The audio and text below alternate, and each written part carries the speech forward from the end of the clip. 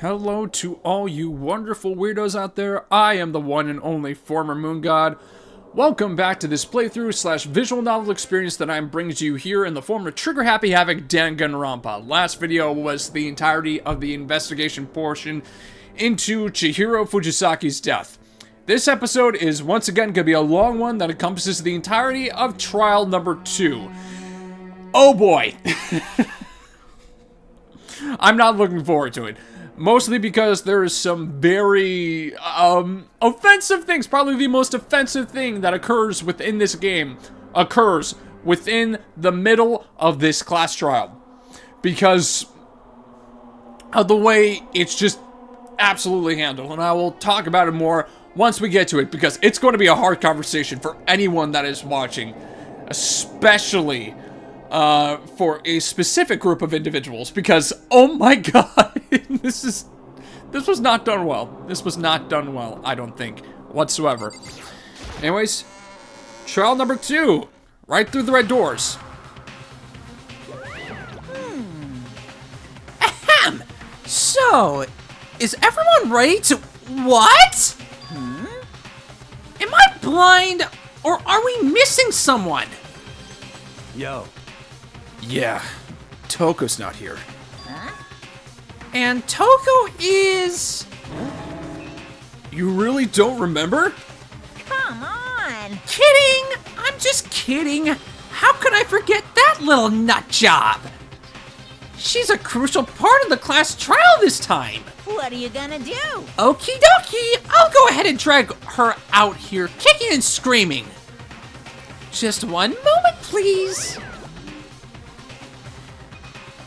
And just like he said, a few minutes later, he reappeared, dragging Toko behind him. I told him I didn't want to, but he forced me. I can't believe you would drag a poor girl around. Terrible! You're terrible! Whew. So now everyone's here, right? Okay then, hustle onto the elevator and let's get this show on the road. I'll see you guys down there. Let's go. So, shall we get going? It's time to find out who killed Chihiro. Chihiro Fujisaki. She was so gentle, so calm and meek. Nobody had any problems with her. Someone made the choice to kill a girl like that. And that murderer is one of us. Someone standing right here. Yeah, I'm not even going to... Yeah. We have no choice, right? We have to do this. It's true. Yes. I gave a small nod in reply. With one last deep breath, I walked toward the elevator on shaky legs. With each step forward, I could feel my heart starting to race faster and faster. As soon as everyone was on, the elevator began to descend. I couldn't get a handle on my emotions, couldn't stop speculating.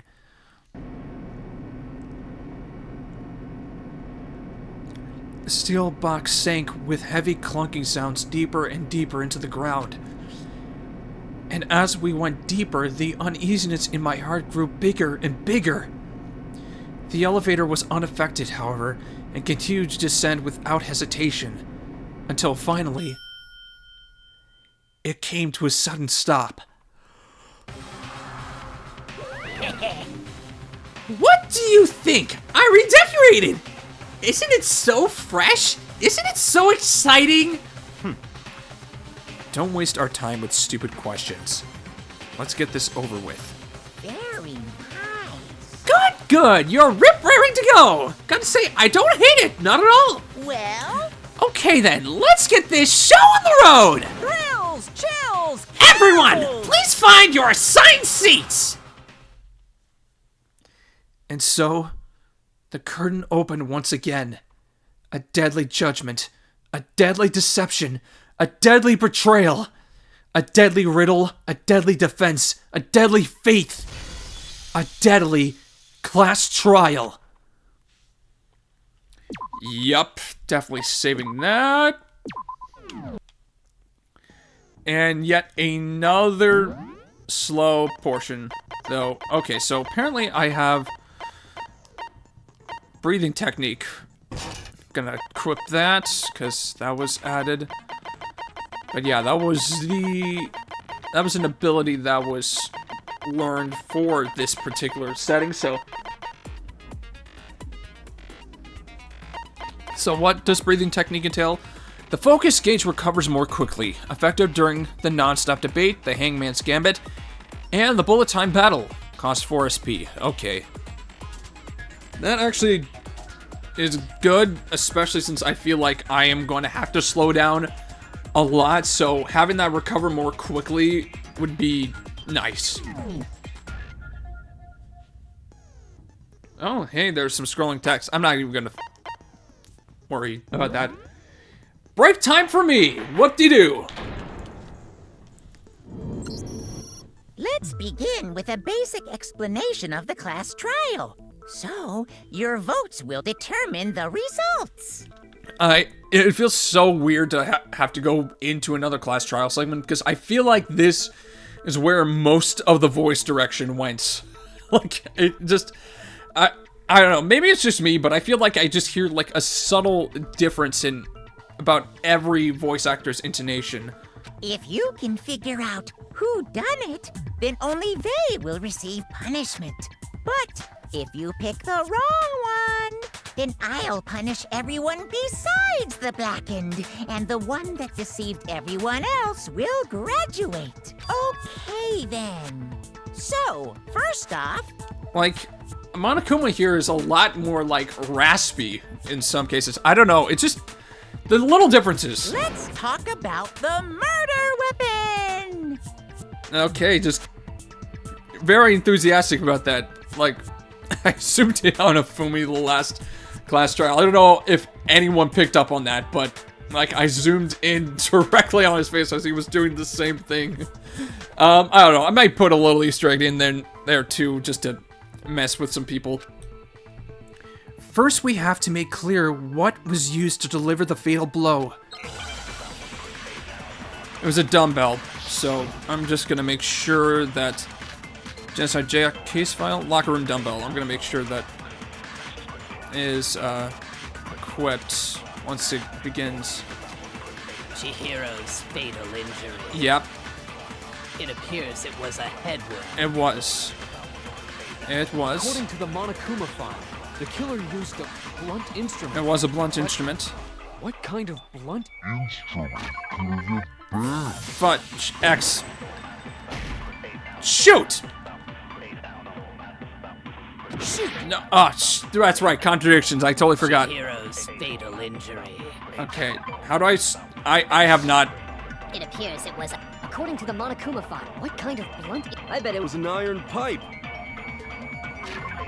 Jeez, I am so... There we go, iron pipe. No, it's wrong. That is wrong. That is wrong, there we go. Can we agree that the object that dealt the fatal blow was the dumbbell found at the scene of the crime? I've been playing BioShock and then SMT5 Vengeance on Xbox Series S. My hands are jumping between various different control orientations, so I am just... my brain cannot handle it all. It was covered in blood, and there was nothing else at the scene that could have caused that kind of injury.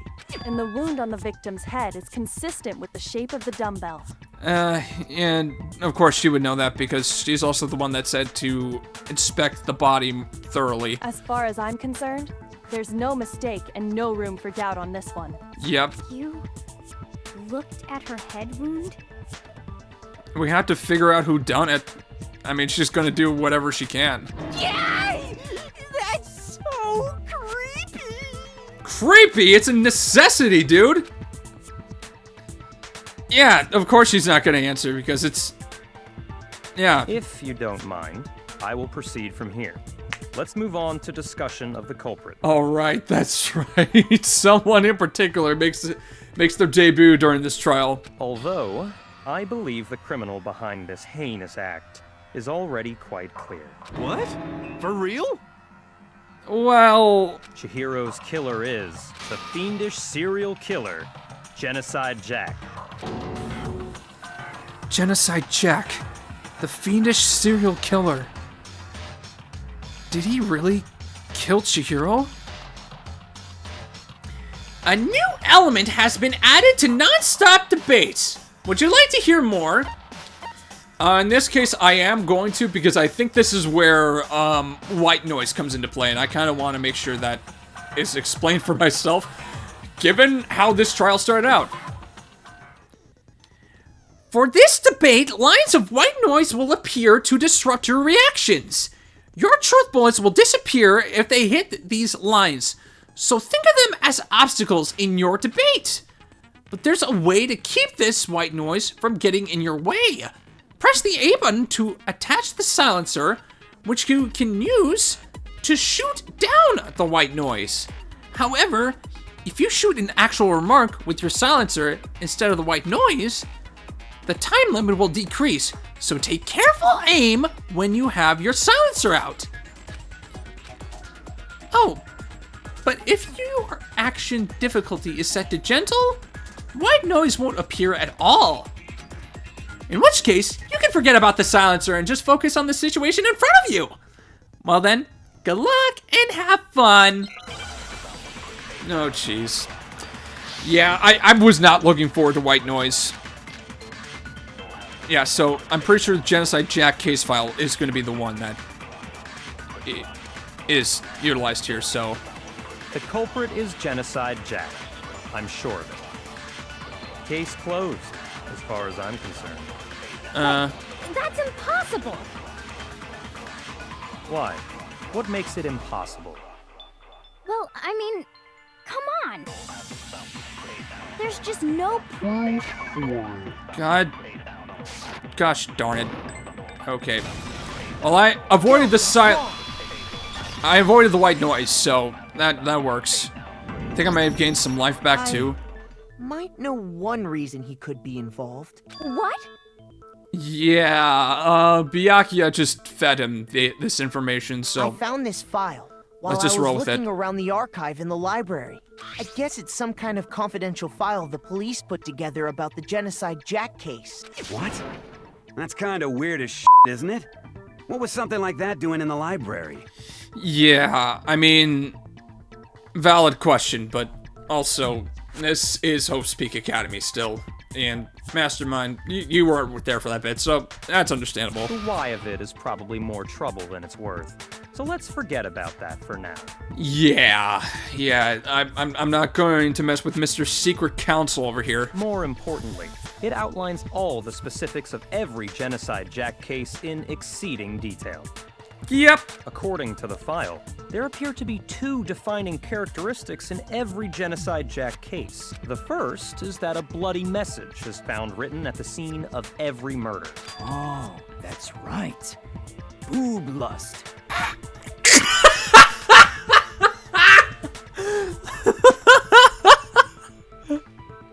Oh my god, that was just the delivery of that, man. No. It's actually bloodlust. But more important is the other Boob lust. characteristic. And it's something that has never God, I'm been so made public. juvenile. Never made public? What the hell is it? Why don't you tell them, Makoto? Oh, jeez. The other characteristic of every Genocide Jack case, which the world at large doesn't know, how the victim was positioned. I got it! There we go. Apparently, in every Genocide Jack case, the killer suspends the body in a certain way. Other than the killer, the only people who know about this are the higher-ups in the police department. However, Chihiro was most definitely suspended in the same way. So, how did the culprit know about this when only high-level police officials were aware of it? I mean, I think the only conclusive part about this is that someone who knew this information would do it. And I mean, that can very much be The killer or whoever just was in the archive and happened to look at the case file too. Uh-oh, did I just incriminate Makoto? There's only one logical answer I can think of. It's because the culprit in this case is the real Genocide Jack. No f***ing way. Let's just continue. You're saying Genocide Jack is one of us?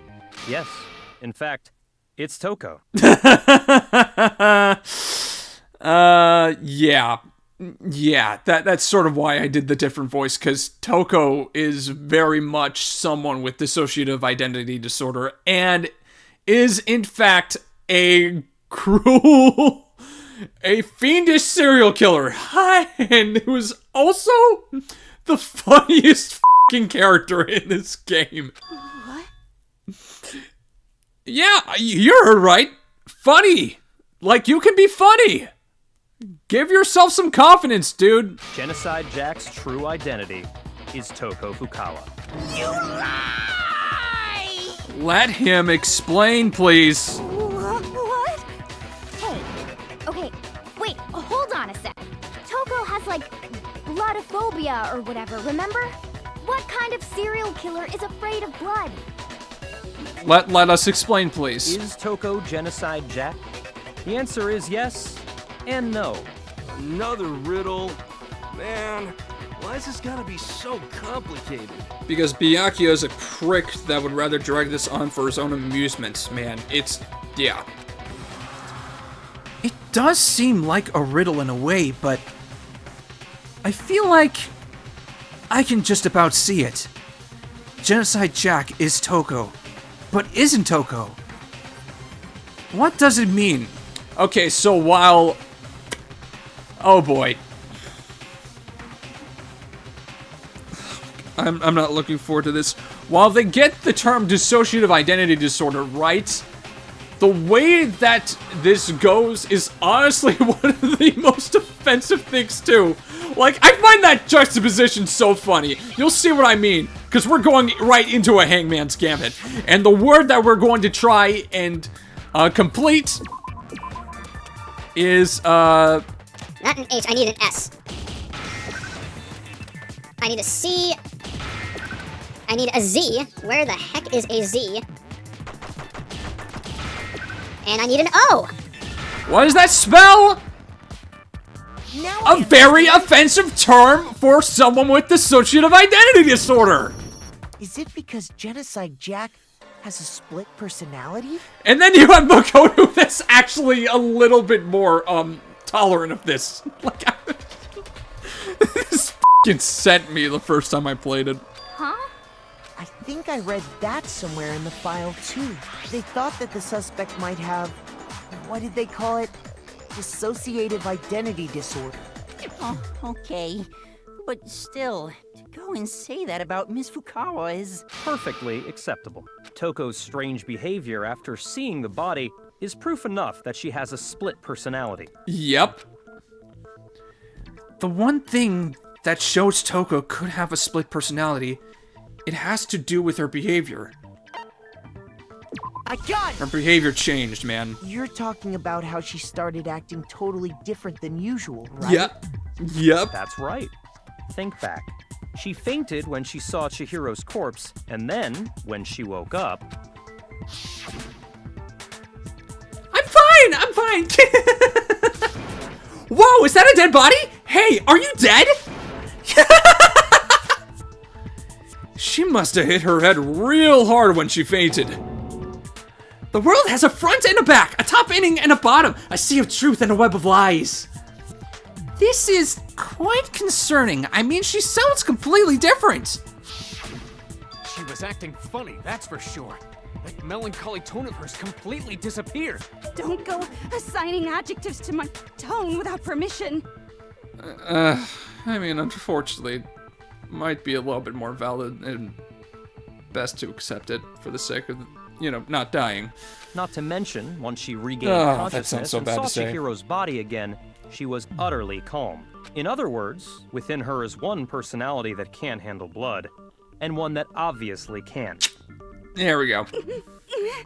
Oh boy. So when Toko trapped herself in her room, it's because she was scared of Genocide Jack? That would make sense. I won't let Genocide Jack have control! I'll drive out the killer. To drive out the murderous fiend. The reason she locked herself in her room wasn't to keep other people from getting in. It was to keep her other personality from getting out. And that suddenly makes more sense. What? Toko was afraid. Afraid of the murderous fiend inside of her. Of killing even more people. How? Yeah. How can you know all this?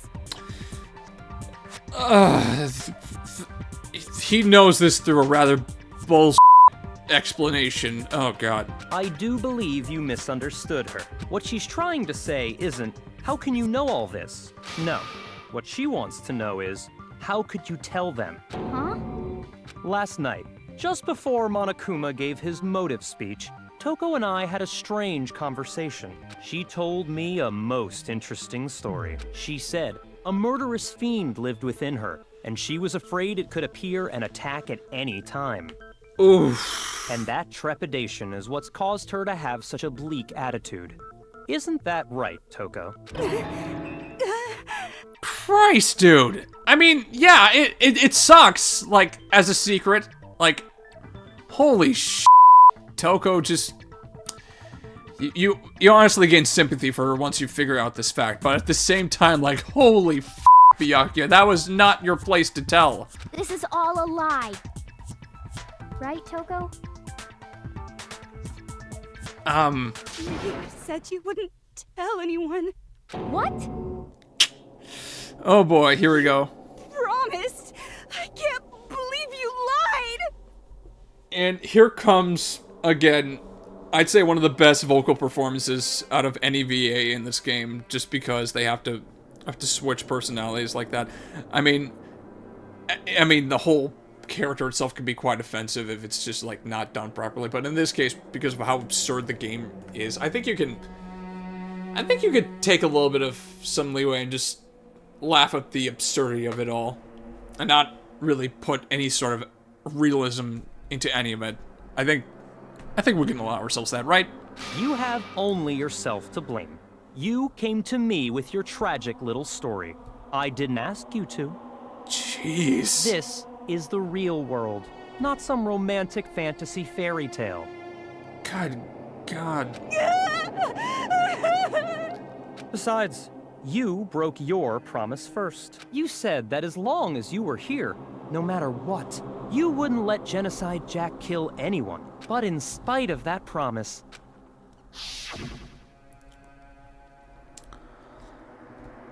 I'm sorry.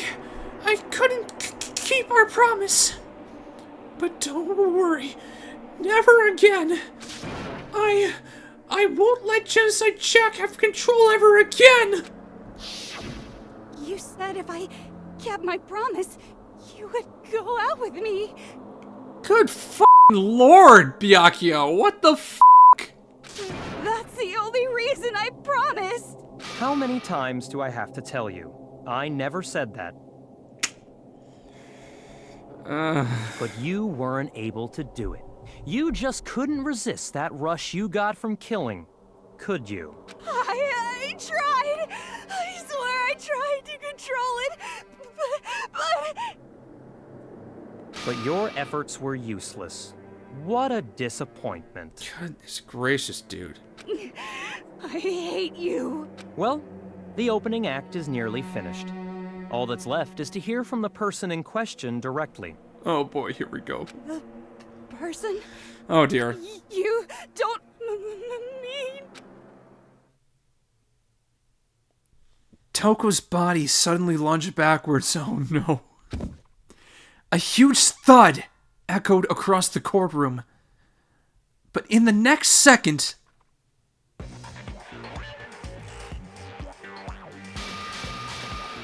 Well, hello there! Is it me you were hoping to see? Yes! What the heck? So you figured it out, huh? Well, I am just going to enjoy this. I'm the ultimate murderous fiend, Genocide Jack! Or better yet, let's go with Genocide Jill! Oh boy. The tongue. What the is this? I don't know, man. Toko, what happened to you? It isn't a matter of what happened, it's just what she is. Not Toko, that's a loser name, and what happened is a textbook split personality. So what if one of them happens to be a serial killer? You should turn a blind eye to one's faults.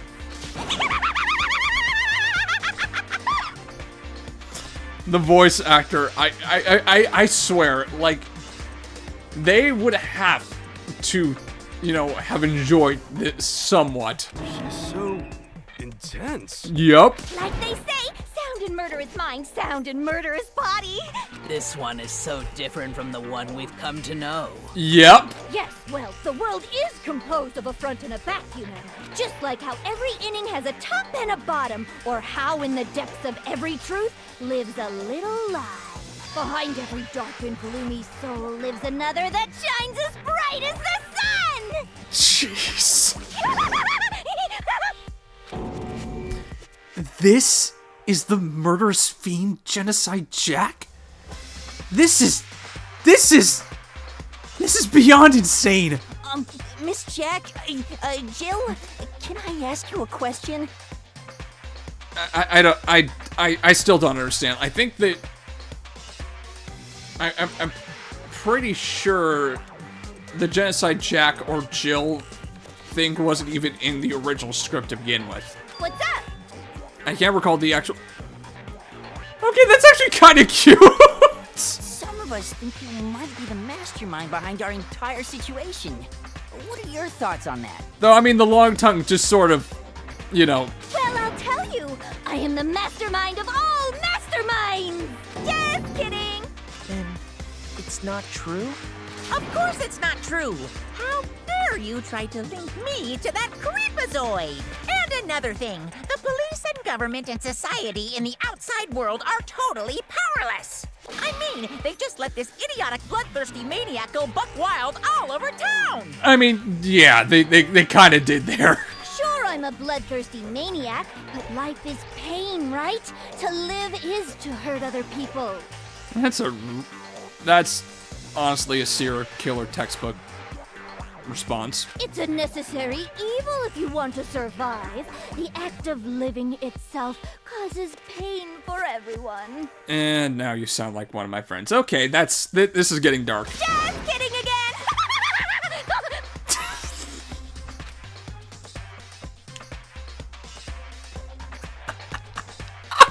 This should be enough to convince you. This murderous fiend is responsible for Chihiro's death. I don't know why that made me laugh. There's clearly a motive, so there should be no doubt. A motive? I think it's just because she really is just basically trolling everyone at this point. Remember what Monokuma told us?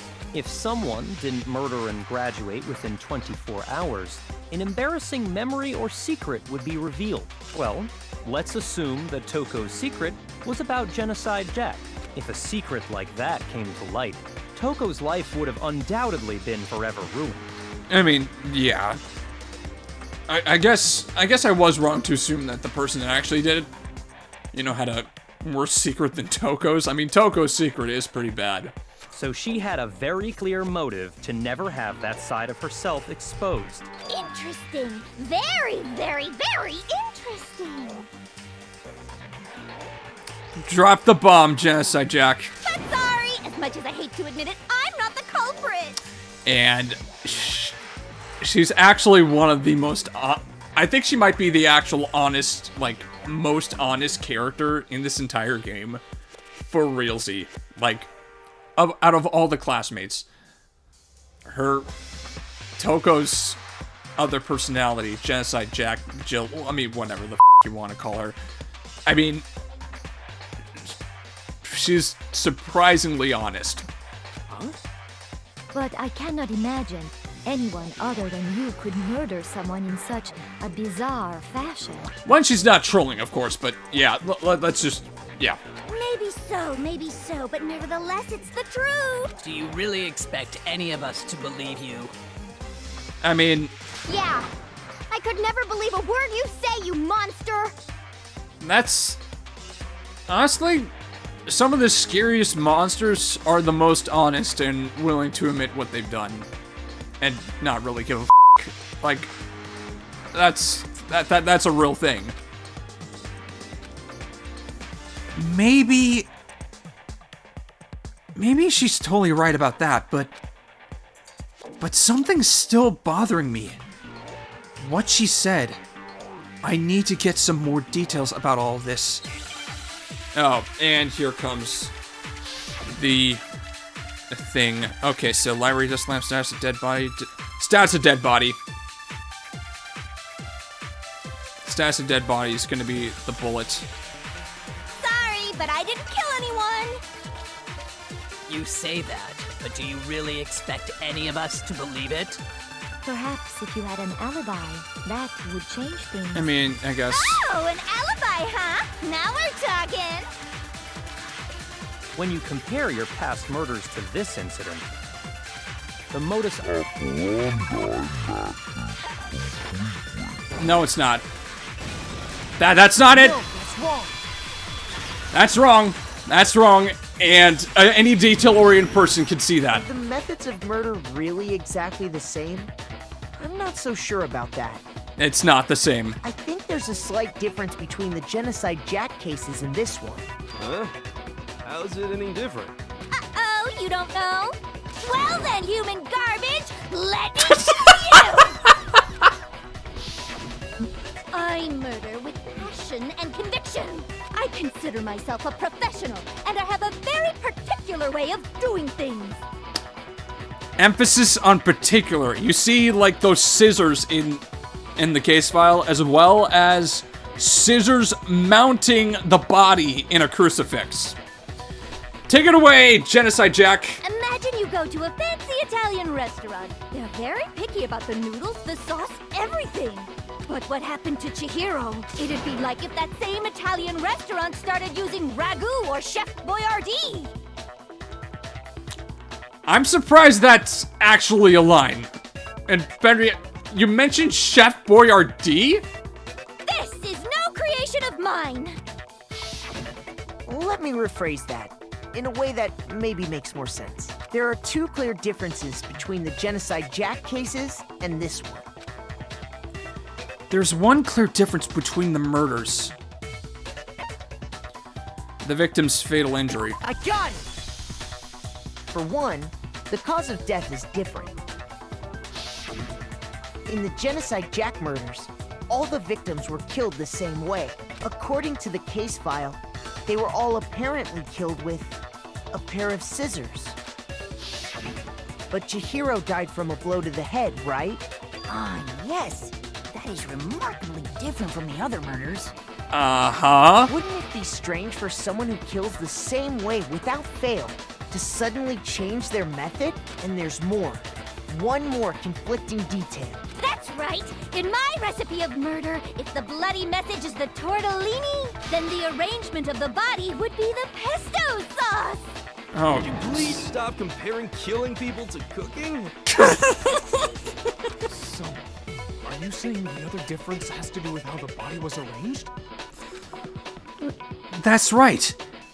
The second difference is related to how she was suspended. What was used to suspend her? I got it! Do you remember what the killer used to suspend her? They used some kind of rope to hang her up by her wrists. What is your point? Well, in all the previous Genocide Jack cases, something else was used to suspend them. Multiple pairs of scissors. Let's go. Specifically, pairs of razor-sharp scissors. And guess what? I use my own specially designed scissors for the murders and the arrangement. Like I said, I'm a professional, so naturally I'm very picky about the tools I use. And you know what else? Big Mac said there's two differences, but he's wrong. Oh boy. Big Mac? Are you referring to me? Listen up, Big Mac. There's Only one more difference! Huh? Yeah, just go. My word, you really didn't notice? Take a look at who the victims were in each Genocide Jack case. They were all... There's a pattern there, just waiting to be discovered. A pattern? I mean, I guess personally for me, it's pretty easy to recognize patterns. Like, I just got out of the holiday season, and so legit my own personal thing that I've been trying to do is just see how saturated my workplace's music playlist is for specific artists.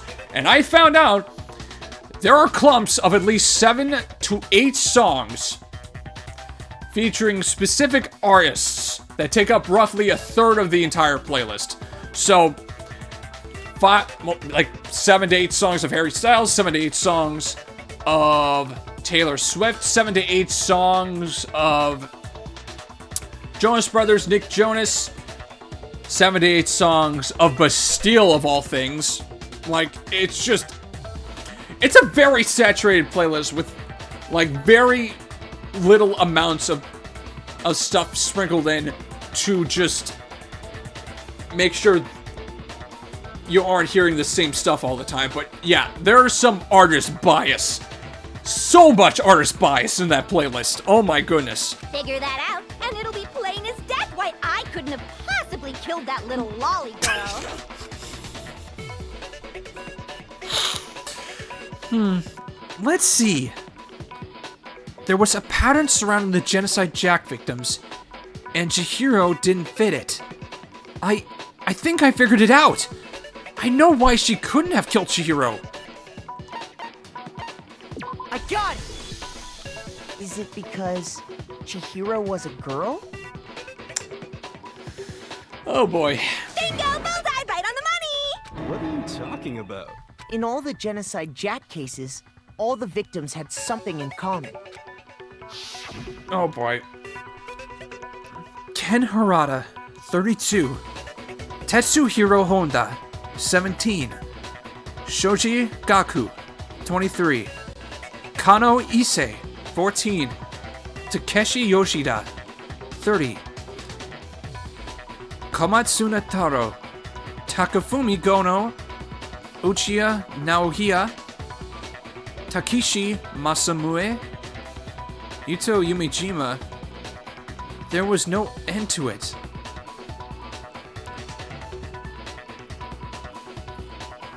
Was it Masamune originally, or did they, like... I could have sworn it was Masamune in the last one. Can we get a... Can I get a replay? Komatsuna Taro, Takefumi Gono, Uchiha Naohisa, Takeshi Masamune.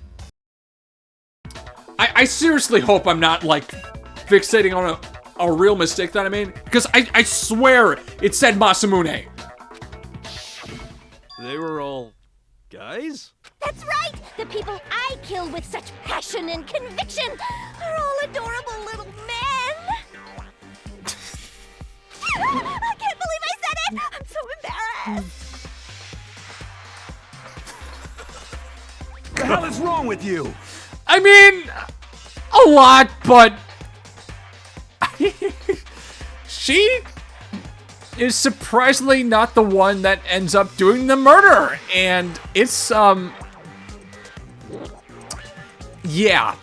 I can't help it! I'm just a full-throttle boy-on-boy fangirl! Inside of me just hates it! But now I'm on the fast track to becoming a full-fledged fan madam! So, since Chihiro was a girl and not an adorable little man, you wouldn't kill her? I love how Taka's just like... Oh, man. The fact that you had to utter those words. Would an Italian chef suddenly start making ramen just because they're both noodles? Don't be stupid. I mean, ramen's pretty good for a fast... that's getting completely off topic. I have too much passion and conviction to cross that line. That's the absolute reality of the one and only. I think it's because I recently went on an Aldi run with my younger sibling, and so we just ended up bulk stocking this vegetarian beef-flavored ramen. And so I'm just... Okay, now I'm craving ramen. We get it. You've clearly explained your hobby and your philosophy. But that's not all there is to it. It's a different matter entirely, when you're forced to kill in order to survive. Quiet, lowly cur! Lowly cur? Jeez. I would never kill for a reason as petty as mere survival. And if by some fluke I did kill to survive, why would I bother with the message and arrangement? It'd make me the obvious suspect!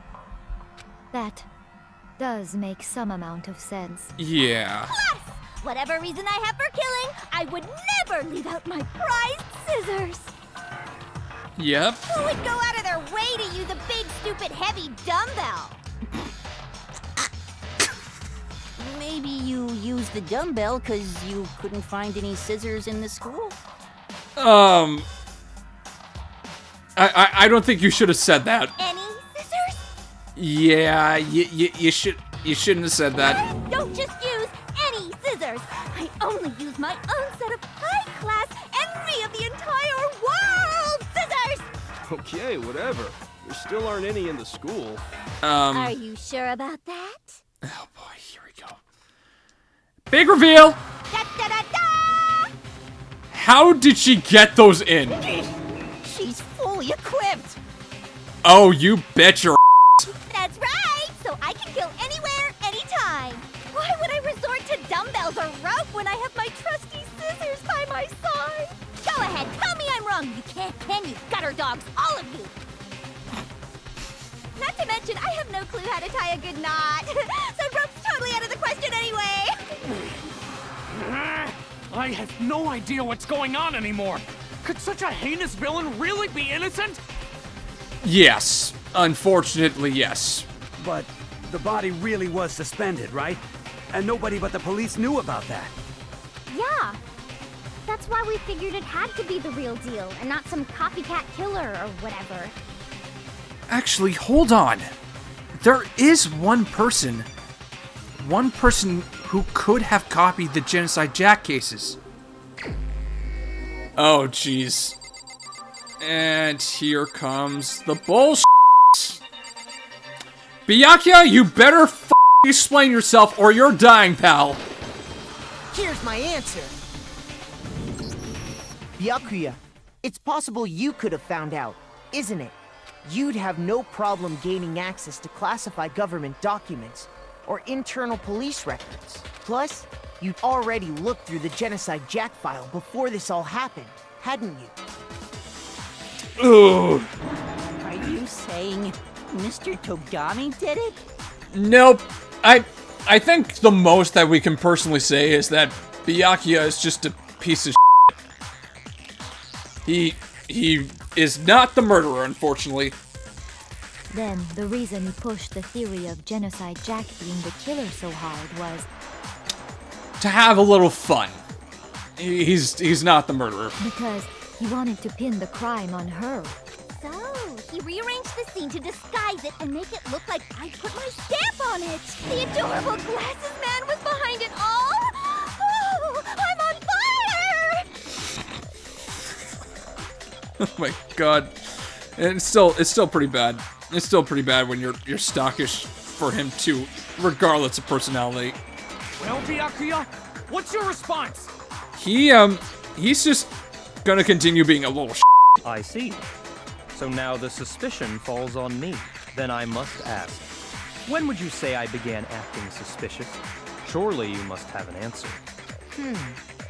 Looking back and thinking about it now, the way you were acting right before we discovered the body was a little strange.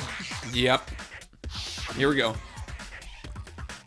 And the locker rooms. They're suspicious. Very suspicious indeed. Wouldn't you agree? Huh? Suspicious? It seems nobody's searched the locker rooms. Let's start with the girls' locker room. You wanted to go to the girls' locker room right away, right? But since you're a guy... I should have naturally thought of the boys' locker room first. Is that what you want to say? The victim was Chihiro, a girl. Hence why I said we should check the girls' locker room. Nothing strange about that, I'd say. On the contrary, there's something very strange. Like, how could he have gotten into the girls' locker room to begin with? Okay then, what's so strange about it? Go ahead, share with the rest of the class. Oh, this f***ing prick. There was a clear contradiction in what Byakua just said. I need to make it clear to everyone. A new element has been added to non-stop debates. Would you like to hear more? Fortunately, I'm probably gonna have to, because I'm so lost. Next, we're going to add something called a truth flashback. If you aim at a weak spot and hold down the X button, then you'll memorize that weak spot. I figured it was going to be this. Oh, jeez, no.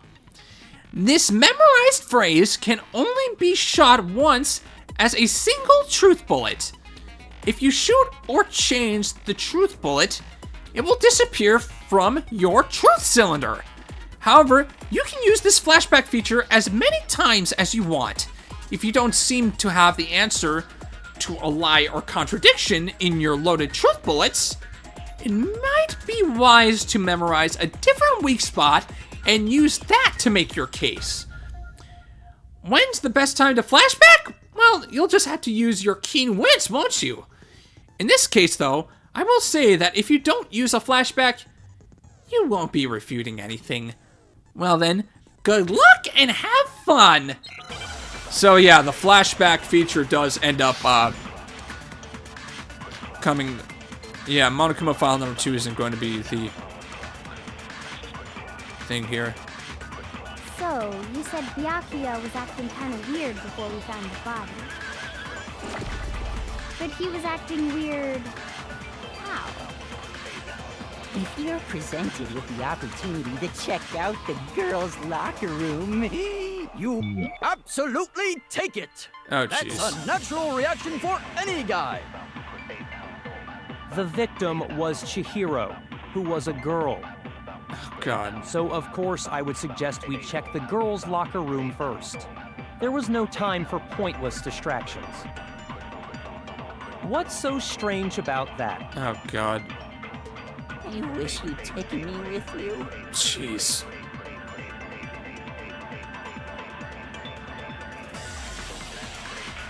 From Byakua's comment about Chihiro being a girl, I realized there's a clear contradiction there. I need to make that contradiction clear. The victim was Chihiro.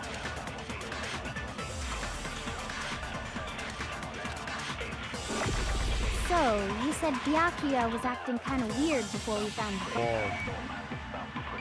But he was acting weird... how? If you're presented with the opportunity to check, that's a natural reaction. The victim... God... That... Oh, okay. I was right! I'll tell you what's so strange about that, because up until we actually discovered the body, we couldn't have known who the victim was. Oh, right! So your claim that you went to the girls' locker room first man. Because Chihiro was the victim doesn't hold up. I'm recovering from an anxiety attack today, so, like, my brain is very much fried. Why, do you ask? I am recovering from an anxiety attack? I'm not gonna say that. That's kind of, a little personal. I see. That's a good answer, I must admit. Interesting. Very interesting indeed. But your reasoning is still too weak. Huh? What's wrong? Is that it? Surely you've got more than that. Go ahead. Show us. Oh, jeez. What's with Byakua's attitude? It's like he doesn't even care. I've got him cornered, but he's acting like it has nothing to do with him. What's the matter? You're not finished already, are you? There must be more to it. Oh, God. There is. I think. There is more to it. Think about it. We just talked about the differences between this case and past Genocide Jack incidents. The proof you're looking for is hidden in there. Oh, jeez, that's right. Oh? Proof that I'm the culprit, you mean? Not really. The differences between this case and other Genocide Jack murders. The evidence that proves Byakua is responsible is hidden in there? What could it be? Oh, right. Library desk lamp, Celeste account, disappearing stain. Okay, I'm probably gonna have to look through this one just so I can check the right truth bullet here. What? The difference between the cases? You want me to explain it again? Oh, jeez. Please explain it. When I want to kill, I use my very own special scissors. There, that's not a lie. I use those same scissors to arrange the body. That's correct. But Chihiro was suspended with... It was some kind of rope, was it not? That's right! It absolutely was! Then there must be something very fishy indeed about that rope. Hey, Byakua, where'd you get it from, huh? I'd never seen that rope before in my...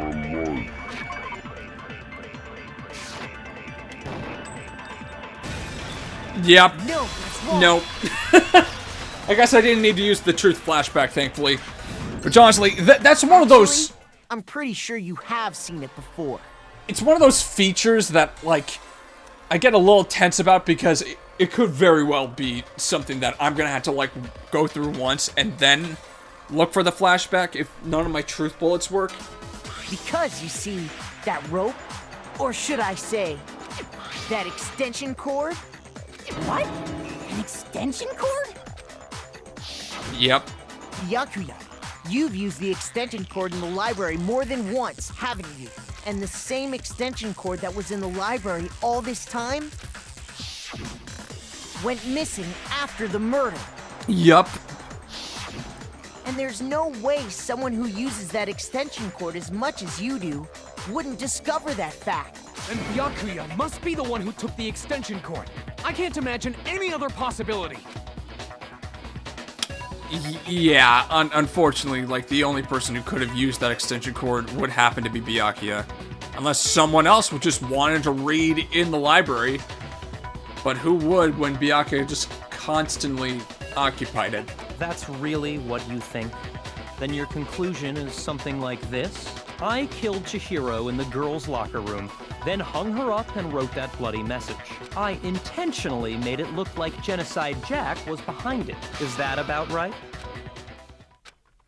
He's doing it again. He's totally calm, totally unconcerned. As if he's not even involved. Wait, not even involved? What's wrong? I asked you if you think that's what happened. Hell yes, that's what happened. So that's it, right? Byakua's the killer. I don't disagree with not disagreeing. Oh, He's jeez. calling this a game, right? So he'd be totally willing to do something like this to win. What good is a game if it just ends right there? That's the one part that they're not thinking about when concerning Byakua's attitude. Like, the dude just wants to play and mess around and do some really silly shit. Sorry, but could we hold on just a second? I think we need to talk about this a little more. Huh? Do we really need to?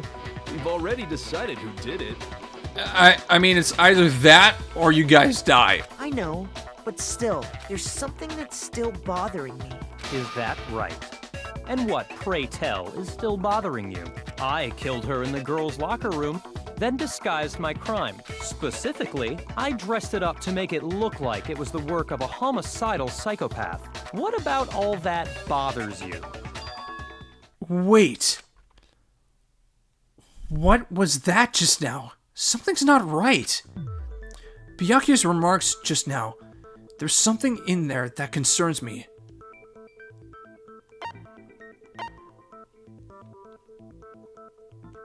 I got it! The scene of the crime. You say you killed Chihiro in the girls' locker room, right? But are you sure about that? Isn't it possible that the murder took place somewhere else? There we go. There's that thread. How disappointing. What kind of question is that? Even in the world of disappointments, this is a true letdown. She was found dead in the girls' locker room. There is absolutely no question about that. How could the scene of the crime have been anywhere else? Well, I think it's entirely possible that she was killed somewhere else, then carried there later. Yep. Along with the rest of the murder scene. The rest of the murder scene? That was awfully specific. Please tell me you have a reason for saying all of that. And now he's flustered. Okay, here we go. I believe I do. Hey, Byakua, did I just take you off guard?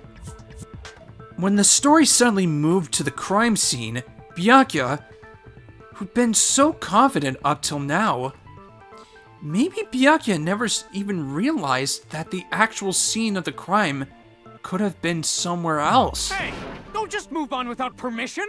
What do you mean she was killed somewhere else? Come on, Makoto. If there's any chance the murder took place somewhere else, let's see the proof. Evidence that shows the murder took place somewhere else. I need to just focus on those things that got switched. Yeah, so as far as I know, the 2 locker room posters. I got it! The proof that she was killed somewhere else is the poster that's hanging in each locker room. Your proof is some posters? The poster in the girls' locker room was a picture of a big-boobed supermodel. Don't you think that's kind of strange? It is. Why would the girls' locker room have a poster like that? I bet those massive jugs of hers were totally fake! Meanwhile, the boys' locker room had a poster of the super popular boy band Tornado. God. Again, that doesn't really seem to belong in a blunt. boys' locker room. Holy moly! So you're saying that maybe the posters were switched? And there's one other thing I noticed about the locker rooms. You know what I'm talking about, right, Sakura? You're referring to my protein coffee, aren't you? I seriously wonder how bad that must taste. Like, I've gotten used to black coffee, but if you add protein powder to that, like, ugh. Protein coffee? Shut up. She's trying her best, man. She's trying her best to get some well-needed nutrients for her passion. Like, don't judge. While I was in the girls' locker room earlier, I spilled some protein coffee on the carpet. But I noticed that after the murder, the stain had been totally scrubbed away. No. It's not that the stain was scrubbed away. It was moved.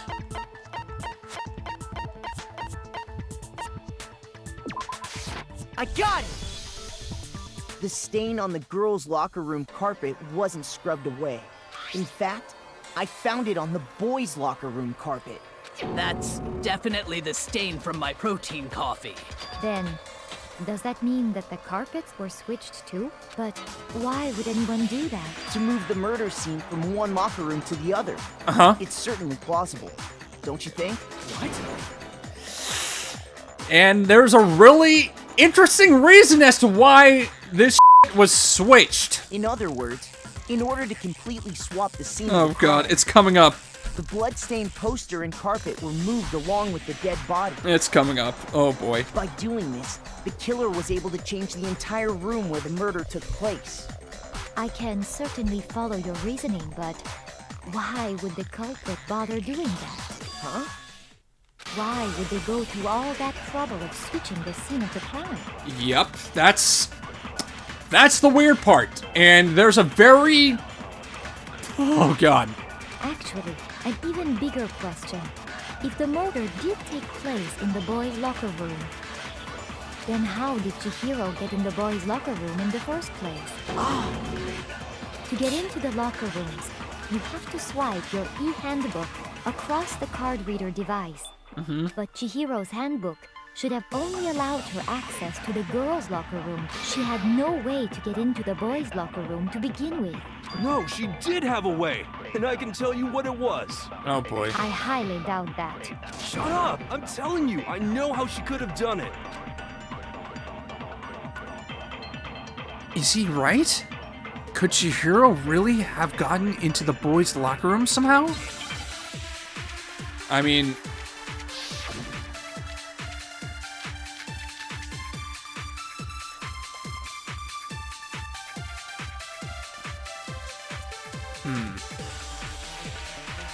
Is it really possible? Could Chihiro really have gotten into the boys' locker room somehow? It is possible, yes. I've got it! She must have hacked her e-handbook. She was the ultimate programmer, after all. She could. I'm sure that would have been no problem for her. No, I don't think that's it. She used the thing that was in the main hall. Huh? What thing? Yeah, what thing? I'm talking about Leon's handbook, of course. Okay. If she had that, Shoot. she could get into the boys' locker room no problem. Theoretically, if Chihiro was able to use Leon's handbook, she could get into the boys' locker room. But that's if she was able to use it. Is it really possible? Could Chihiro really have gotten into the boys' Oh, right. Okay, so... She must have hacked her. She was the ultimate pro. I'm sure that would have been... No, I don't... She used the thing that was in the main hall. I think there's actually two ways to go about it. I'm talking about... Shoot, I keep pressing Y and I need to press X. There we go. No, that's wrong. I think you could have, like, truth hover, well, like, truth flashback the Leon's handbook No, and then I don't think Chihiro flash the used whole, Leon's handbook. hack the handbook. Why not? Because Leon's handbook was broken. Oh. Well, then, yeah, I guess that'd be pretty impossible, huh? I am struck silent by how quickly you gave up. Yeah. Plus, isn't there a regulation against using someone else's handbook? There is, but there's a really stupid incidental loophole. Actually, the rule states that loaning your handbook is prohibited. It says nothing about borrowing one. In other words, you could borrow a dead person's handbook all you want, and you'd be safe. Yup, yup, yup. Hit the nail square on the noggin. Of course, if it were broken, that wouldn't make any sense anyway. So then, she must have hacked hers, like I said. She used her ultimate programmer skills and... You can't fix an e-handbook. The instant you open one up, a security buzzer starts blaring. So, if she didn't use Leon's handbook, and she didn't modify her own handbook... Yeah. Maybe Mr. Naegi's initial assumption is just... wrong? Oh boy. It seems like there's no way she could have got into the boys' locker room. So I guess so. Okay then, I vote for Byakua. Oh boy. Is that it then? Chihiro was killed in the girls' locker room, and Byakua is the one who did it? Really? But still, I don't know what else I can do. Hold on a second. Oh boy, here we go. I agree with you, though. I think you're on the right track. What the? You finally decide to open your mouth and that's what you've got to say? I mean, she has a good reason for saying it. It's just, oh boy. There's no way she could get in the boys' locker room, right? So... Oh boy. Why are you so sure she couldn't get in? There's still one other way she could have gained access. What? What are you talking about? What other way is there? Very really stupid, actually. Just let this play out. Well, to explain that, why don't we take a little break from the trial? I'd like you all to come see something. Oh boy. Wait. Just what do you think you're doing? Don't worry. This'll make the whole trial more exciting. I'm sure that thought must please you. At least that will get everyone away from the stress, but it's going to result in something really, Huh? It'll make things more exciting? I promise I'm not going to freak out or do anything just like remotely as cringy as I've done in the past. I'm just going to say right now, I'm not going to enjoy this. Well, all right then. I declare an official class trial recess. So don't worry about any sort of, like, noise warning. For real? Now then, what is it you want to show us? It better not be boring or I'll be very unhappy. It's not going to be boring. Oh, I have no doubt it'll meet your lofty expectations. So, shall we go? Oh, here we go. Here we go. So before I even knew what was happening, the class trial had been put on hold. We headed off, with Kyoko in the lead. And where she took us was...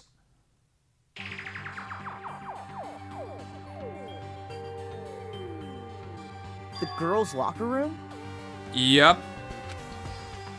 We've already searched this place top to bottom. What are you trying to pull, Missy? Oh, just wait. I'd like you to examine the victim's body one more time. You see where this is going, right? You want to check it again? Be sure to examine the entire body very carefully. Take your time. Oh, jeez. I'm not looking forward to this. I am not looking forward to this at all. Examine her carefully? Like using our hands? Maybe let's just keep Hifumi away from the dead bodies, like, in the future. Like, that's probably the best for, like, everyone's autonomy. I am so sorry, Chihiro. No way, no way, no way, no way, no way! Oh, okay. Actually, never mind. I jumped the gun there. That is on me, Hifumi. That is on me. It's probably best if I don't run my hands all over a girl's dead body. Appreciate your modicum of respect, but let's just not always be a girl's body, dude. It's not that I'm creeped out or anything, it's just based on religious grounds, you know? Very natural reaction. You want to respect their autonomy, and plus, like, that is a very... yeah. Very well. I'll do it. Oh, Sakura. Here we go. But you're a girl. You shouldn't have to touch a dead body. Just let one of the boys do it. No, it's okay. I think Chihiro would rather have a girl examine her. So just leave this to me. Sakura taking one for the team. I don't know if she's really going to... I think she might be regretting her words pretty soon. Sakura. Oh boy. What is this? Some kind of secret girl-on-girl action? Is this what you two are about? Stop! That's not it at all. Stop screwing around. Please don't. You're making this much more entertaining. Okay, here I go. Oh boy. I'm sorry, Chihiro. Please excuse the intrusion. And again, appreciate your respecting Chihiro even though she is dead. Like, that's... respect. Respect to you, Sakura. Putting her hands together in a brief prayer, Sakura then began to quietly examine her body. Be sure to check her entire body, and I believe we will solve this particular mystery. Oh, Kyoko. Her entire body? I know you say that, but... What? This is... What is this... Oh, boy.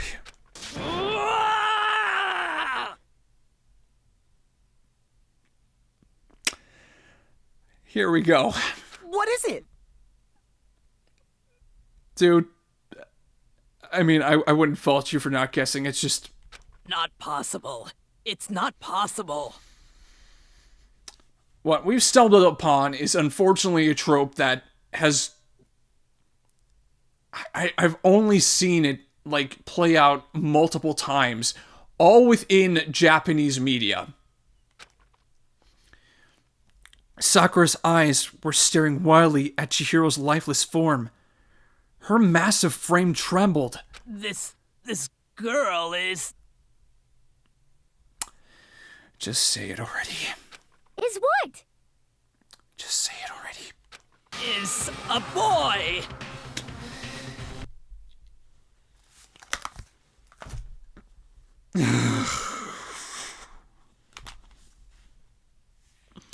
Yup! We're going there. So I muted the game audio. I muted just about everything because I really want to make sure that this is about as serious as possible, even though we are basically staring at a very shocked Sakura. And the reason why I do that is because this particular scene surrounding Chihiro's identity has to be the most controversial thing within this game. And I think it goes more beyond identity. It goes more so on the fact that the environment of which Chihiro is put in, it doesn't really allow for a realistic interpretation of identity to begin with. And that's honestly just what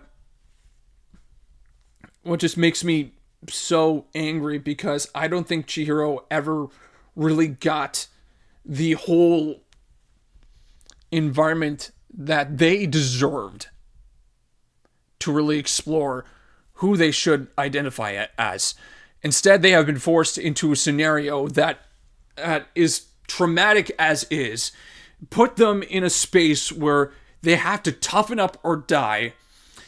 And so the only people that, you sort of gravitate towards and see as the way out, as a way of survival, you decide to embrace more so the biological aspects of your body, and you try to compensate in a way that maybe you're not necessarily comfortable with. Because as is explained later in this whole story, we're going to understand how Chihiro sort of got this complex about being weak. And I've talked about this with my non-binary sibling many times before, because it's honestly something that, I don't know, it just rubs us the wrong way. I mean, Chihiro just does not get the ability to truly embrace and understand who they want to be, or really understand, if she were in a more neutral environment where these stressors aren't around, what could have she actually gravitated towards in understanding about themselves? And so whenever I see people label Chihiro beyond this as a boy, when they automatically start using he, him pronouns to describe a person who has no clue as of now, or really has an environment that allows them to really explore the deep, and I mean deep, reflection that is necessary when it comes to identity. It's just led to a lot of confusion, a lot of arguments online, a lot of just unnecessary redundancy that could have been solved had the writer just been a lot more respectful and understanding of Chihiro's identity. First and foremost, I mean, they are deserving of that. And that's what I wish to say on this matter, because I don't think in any way that this story is going to be interpreted as much, and I will talk about it later, but right now, this is honestly my least favorite aspect about this game, and that is really how they approach identity, especially trans identity. It's not in any way realistic or in any way practical or productive. I mean, in Japanese media, you can look at an example as far back as, I would say, the manga, a very old manga by the name of Dororo, in which one of the major characters was the other way around, where it's just one of the characters is more masculine presenting, and then is automatically just labeled off as a girl for sort of and giggles. And then, while the anime adaptation, like much later on, like the newer adaptation, I can't recall when it actually came out, but the newer adaptation that really just goes into just a little bit more of like a realistic take on the old tale. As far as I know, they did a much better job at, you know, really exploring that conversation of identity. And Japanese culture has a very interesting history in regards to LGBTQ plus identity, going back as far as I believe was the Edo period, and sort of like the kind of relationships that monks would have with one another. I wouldn't say it's necessarily appropriate, but then again, I'm also like in a very different culture, so again, I don't really know what exactly would be acceptable during that point, or if there was an intense form of backlash. But like it's a lot. It's a lot, and I highly encourage all of you to really seek out and understand all of this for yourselves. That was a bit of a tangent. I'm sorry, but I just would not have felt good about myself if I did not take the time that was necessary to really dive into this. Because all of you are deserving of love, respect, regardless of however you wish to identify as. That of which I will make sure that I am doing my utmost to make sure that it's clear from the get-go. Let's unmute the game audio. Ah, I see. So she was actually a he. Interesting. Thank you for confirming this fact. What? Bro, you can't make any assumption, dude. You're joking, right? The very idea of gender identity is very different. It's handled differently right now. Oh, goodness. I wouldn't joke about this. You won't joke about a girl having a penis. Okay, understood. But I just, again, that doesn't say gender and sex are two different things too. We also gotta think about that. Then it's really true? Oh, please let this end. Chihiro was a guy? Chihiro has a sex that, you know, prioritizes one genitalia over another. It doesn't say anything about their particular identity. But okay, Makoto, be a little transphobic. Oh, what? You guys didn't know? Heck, I knew that right off the bat. He is the only one that, you know, should be transphobic because he's a piece of shit. Maybe Byakua too, but god ugh. Chihiro Fujisaki was totally a guy. How could you? Ugh. Then he was a cross-dresser? Oh, now I'm really on fire! I wish I had killed him! Oh, that's just really cringy. So that's what Kyoko wanted to show everyone, huh? Interesting.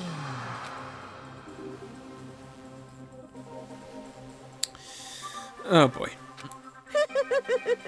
Yes, that certainly does make things much more exciting. I bet it does for you, but god. What about Chihiro, man? They don't get any say. Now let's ride this wave of excitement back to the courtroom and get back to the trial. I'm not excited. I am shaking so hard right now. Oh boy. Ahem. I do apologize for keeping you waiting. Now then, let's resume the class trial. We've all just learned of the shocking revelation that Chihiro was actually a boy. Let's pick up from there. Stop. Yes, well, I don't know his reason for hiding it, but the fact is, Chihiro was not a girl, but a boy. mean, that's a little bit more respectful, but, I mean, to think that Chihiro was actually a guy, the thought had never even crossed my mind. It shouldn't cross your mind! Who f***ing would assume that? I'm sorry, I promised I wasn't gonna yell, but... And because the victim was male, he would have had no problem gaining access to the boys' locker room. Assuming his handbook did, in fact, list his gender as male, then yes, that would be true. This is strangely the least asshole-like thing that Byakua says. Because he was right to just say that the handbook were to list the gender. Like, he's not going to assume anything.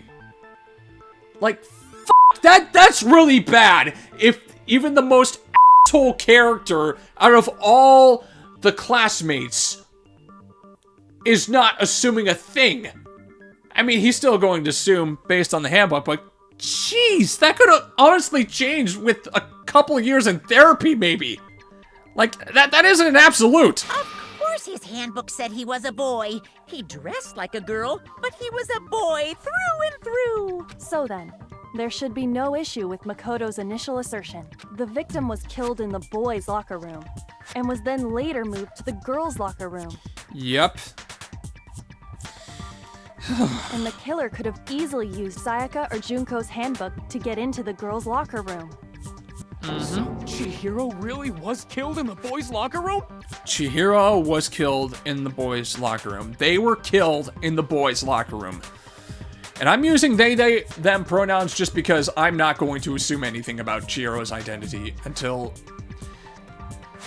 there's like, sort of just like, an environment that allows them to really explore that, you know? I still don't understand the motive for moving the body, but yes, that does seem plausible. Oh boy, yeah. Well, I must admit, I did find it rather odd.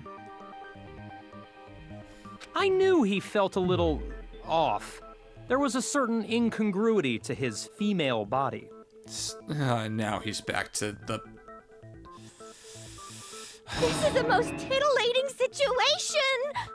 This isn't funny. So now everything has been connected. All the mysteries have finally become clear. Okay, well, connected or clear or whatever. We still think you're the killer, remember? I mean... Oh boy. Very interesting.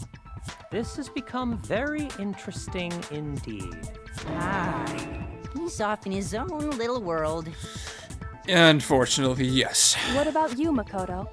After everything we've learned, do you still think Byakuya's the killer? Well, without a doubt, Byakua is the one that made Chihiro's death look like Genocide Jack did it. But I think he might not actually be the killer after all. Yeah. Again, he is the type of guy that will just around and with people just to make himself feel strangely hypnotized by the allure of the game. Ay. What? But aren't you the one who accused him in the first place? He just seems to be too easygoing about all this. Like he's enjoying us solving the mystery. Yep. The way he's acting, it makes it seem like it doesn't have anything to do with him. And you think that might be because it doesn't have anything to do with him? Plus, the evidence he left behind was a little too... how can I put it? Overt. He consciously chose to use the extension cord, knowing it could connect him to the murder. At least, that's how I see it. Jeez. And Byakuya, when you found out the murder took place in the boys' locker room, it seemed to rattle you. And then again when you found out Chihiro was actually a guy. God, stop. If you really were the killer, that stuff wouldn't have had any effect on you. This is going to send me for a while. I do apologize if my reaction is a little bit... Yeah.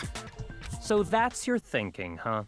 Well, it bothers me that you don't have more concrete reasons, but it's fine. I guess I'll mark it as correct for the time being. Mark it as correct? Because he just wants to just have the fun continue. He does not want people to pin him as the killer. He just wants to with people. He's right. I am not the culprit. I just happened to come across the corpse in the girls' locker room and decided to alter it. Are you f***ing with us right now? I mean, yes, he is f***ing with you, but it's not because he's... I mean, he's f***ing with you because he altered a crime scene just to... He altered a crime scene for shits and giggles. That's literally what he did. No, I am not effing with you right now. I'm telling you the truth. I'm not effing with you. Oh, okay. Well, I find it very hard to believe. Go ahead. Find it very hard to believe. You're free to be executed along with the rest of us. If you're really telling the truth, then why? Why do you do that to his body? Oh, God. My reasons hardly matter right now. Uncovering the culprit is much more important, wouldn't you say? Jesus. Now then, if it wasn't me, who was it? Well, I don't think I can say for sure without talking about it a little more. We're seriously gonna keep going? Yep. We're all good, aren't we? I thought it was clear Byakua did it. No, it's not. No, I'm with Makoto. If there's any doubt whatsoever, we need to explore every possibility. Kyoko being supportive as hell. Let's go. Because if we're wrong, we all die here. Yup. That's true. Very well then. I'm with you too. Damn straight. Count me in. Do you not have a mind of your own? Of course I do. What am I, an ant or something? Well... Anyway, let's discuss I'm not gonna this go all there. as a group one more time. We still have time to make our decision. I'm not gonna go there. That's very true. Our lives are all on the line. Yep. Excellent. Then shall we resume our game of hide and seek? Of course you would enjoy that. But if Byakua didn't do it, then who's the real killer? Who murdered Chihiro? There's one thing we can be sure that we know about the killer. I got it! The killer's a guy. Since the crime scene was the boys' locker room, you would need a boys' handbook to get in. Since Leon's handbook is apparently broken, the killer would have had to use their own. In other words, it had to have been a guy. But that's still not enough. I need to find some more clues.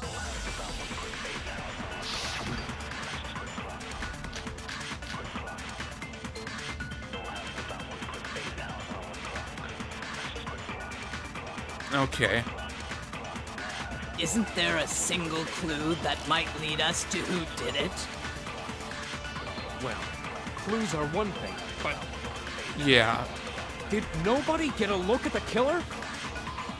I'm sure if someone saw the killer, they would have said something by now. Yep. It would. Perhaps someone saw the victim at some point. Even that might be enough for now. That's true. Yeah. All we need right now is any kind of new info. Uh-huh. It's over. It's all over. Not yet. You want to know who saw the victim? The killer. And only the killer.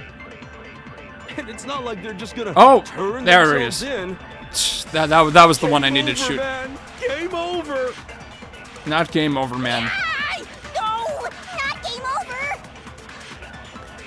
Not only do we have no info on the killer, but nobody even saw the victim before he died. But is that actually true? Celeste saw the victim before they died. Isn't there a single clue? Clues of did nobody get a look? I'm sure if someone saw the... Perhaps Someone saw the victim at some point. Yeah. All we need right now... It's over. It's all over. You want to know who saw the victim? The killer. God, I keep pressing the Y button. X. No, There we go. That's gonna get super annoying quick. Yeah. I believe someone else did see the victim before he was murdered. What do you think, Celeste? Now that you mention it, yes, I did see him. Huh? Really? Mm-hmm. Oh, but I suppose only Makoto knows about this. The rest of you had no idea, did you? That is why you're all making such ugly noises. Stop. Whatever! Just hurry up and tell us! Why do I gravitate toward people who are absolutely insulting to other people? I don't know. It was last night, right before nighttime. I saw Chihiro in the dormitory warehouse. I saw him stuffing a track jacket into a duffel bag. And then, I assume, he headed off to exercise. A track jacket and a duffel bag? But we didn't find anything like that at the murder scene. It seems likely that the culprit destroyed them to get rid of any evidence. And that is when he said something that struck me as rather odd. Well, I'd better get going. I'm kind of in a hurry. Chihiro told me he was in a hurry, but why would he be in a hurry? Only if someone were waiting for him, I should think. So, Mr. Fujisaki was on his way to meet with someone, and then they were going to work out together? But Hina and I had invited him to exercise with us plenty of times, and he always declined. Probably because he was afraid you'd find out the secret he was hiding, right? Which means that conversely, he must have trusted whoever he was meeting with very much, enough so that he was willing to risk his secret being revealed. What a marvelous friendship! The point is, whoever he met up with is the culprit, right? So we just gotta figure out who it was.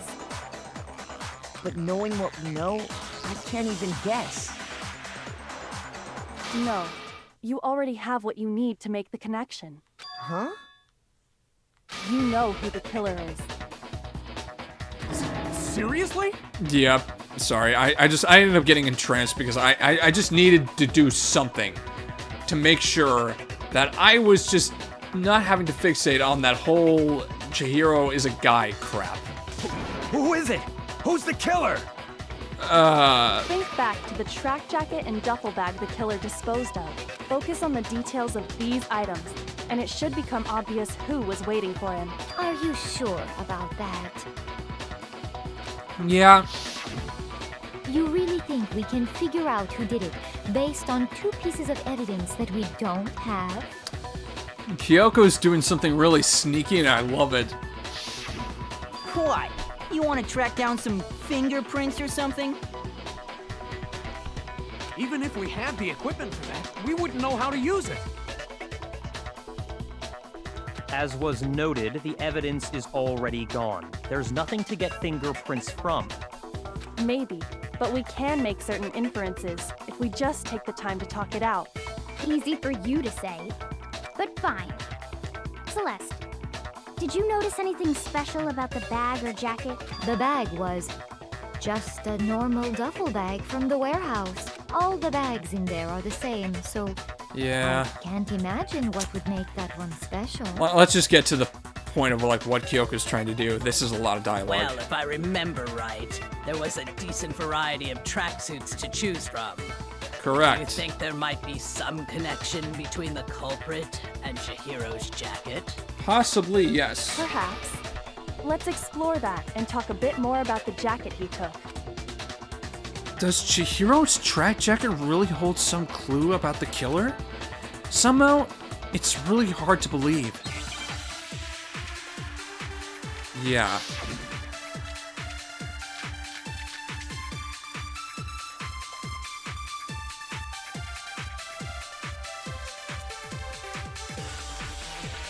First of all, we know where Chihiro was headed. Yeah. He was on his way to go exercise. Yep, that's not a contradiction. So next we have to ask, why did he choose the specific tracksuit that he did? What do you mean, the specific tracksuit? I gotta look for the right one to scan. I got it! He picked that tracksuit because... It matched the one the culprit was wearing. No. It's not. So, what you're saying is... the killer was wearing the same blue tracksuit as him? And that's the thing. I just don't... tracksuit is black. I don't even have a tracksuit. Oh, God. Cause exercising sucks. I have a white tracksuit personally. Oh, white tracksuit. Yeah, I mean... got it from the warehouse if you the same blue tracksuit. Did any of that really help us get any closer to figuring out who the culprit is? No way. Not a chance. Jeez. You heard him, right? Yeah. What he just said without even realizing it? I did hear it. I just don't know which to do. Like, are you saying there's something off about what someone just said? First of all, we know where Chihiro was headed. He was on his way to go exercise. So next we have I'm to just gonna ask, use Celeste's account and then aim it why right did he at choose the the specific statement that tracksuit that he did? comes up. What do you mean, the specific track? I got it! It matched the one the culprit... So, what you're saying is... the killer was... Damn it. There we go. No, that's wrong. Celeste's account was the one. Okay, cool. Yup! Hold on a second, Mondo. What did you just say? Yeah, what did you just say, bub? Huh? What'd I say? The same blue tracksuit as the killer? When Celeste testified a few minutes ago, she said... As if you implied you knew the color of the tracksuit? I saw him stuffing a tracksuit into a duffel bag. Then, I assume, he headed off to exercise. She never said anything about the jacket's color. So why did you say Chihiro's blue tracksuit? What are you... you just... Yup! Hey, Celeste, what color was Chihiro's tracksuit? As a matter of fact, it was blue. And Celeste understood the gambit, too, that Kyoko was trying to do. That's just... oh, God. And before we began the trial, did you tell anyone that? The only one I told about any of this was you. Then, Mondo, how did you know what color Chihiro's tracksuit was? Because I just... I'm sure he saw the clothes at some point in the investigation. But...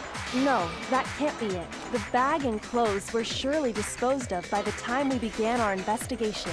Yep, couldn't even find them. And the only reason he could have known what color the tracksuit was... Yep. ...is if he saw Cherry with it before he died! God. That's the only possibility! Cherry? Cherry? Are you talking about Chihiro? Yep, she is. So, how about it? Did you see the tracksuit or didn't you? Just by chance. I just happened to see it last night. He walked past me, and he was carrying the tracksuit in his hands. No, that can't be it either. According to Celeste's testimony... Yep. She stuffed the jacket into her bag in a hurry. It was almost like she was trying to hide it. And just like that, she was gone. When Celeste noticed it, Chihiro made a point of making sure the jacket was completely in the bag. The writer just emphasizes every single detail, but God, again, the identity issue. You just ran into him briefly. You couldn't possibly have seen what color the tracksuit was. Yep. Yeah. Yep. It would appear you've dug your own Yep. Perhaps. But you handed him the shovel, didn't you?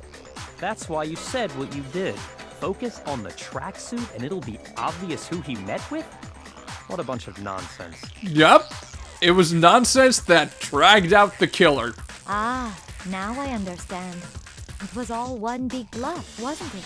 Your true intention was to draw a slip of the tongue from the culprit. It was. Again, MVP for a reason. That's why you said you knew who did it.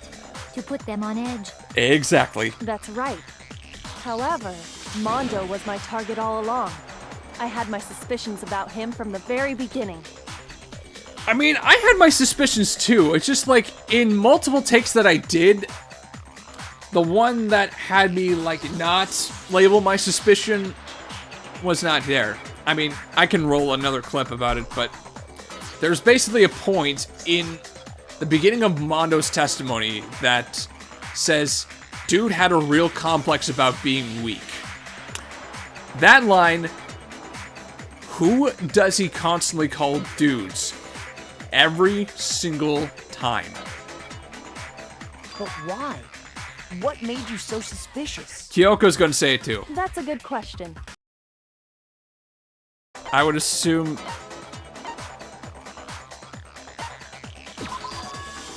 There was a certain turning point that tipped me off. Yep, here we go. Maybe you didn't notice it, Mondo, but you tend to refer to men and women differently. Yep. You only call guys dude. For girls, it's chick. And after he was killed, you happen to refer to him as dude. Once I picked up on that, it occurred to me that Mondo knew something we didn't. Yeah, I'm gonna have to reply to the friend as soon as, like, I get done. You notice such a tiny detail? Are you a witch? She's a witch! You're positively frightful! No, I'm not the frightful one. Not nearly as frightful as someone capable of murdering a friend. Yeah. Oh boy. Mondo, was it really you? It was him, and he's gonna try and deny it too. Did you really kill Chihiro?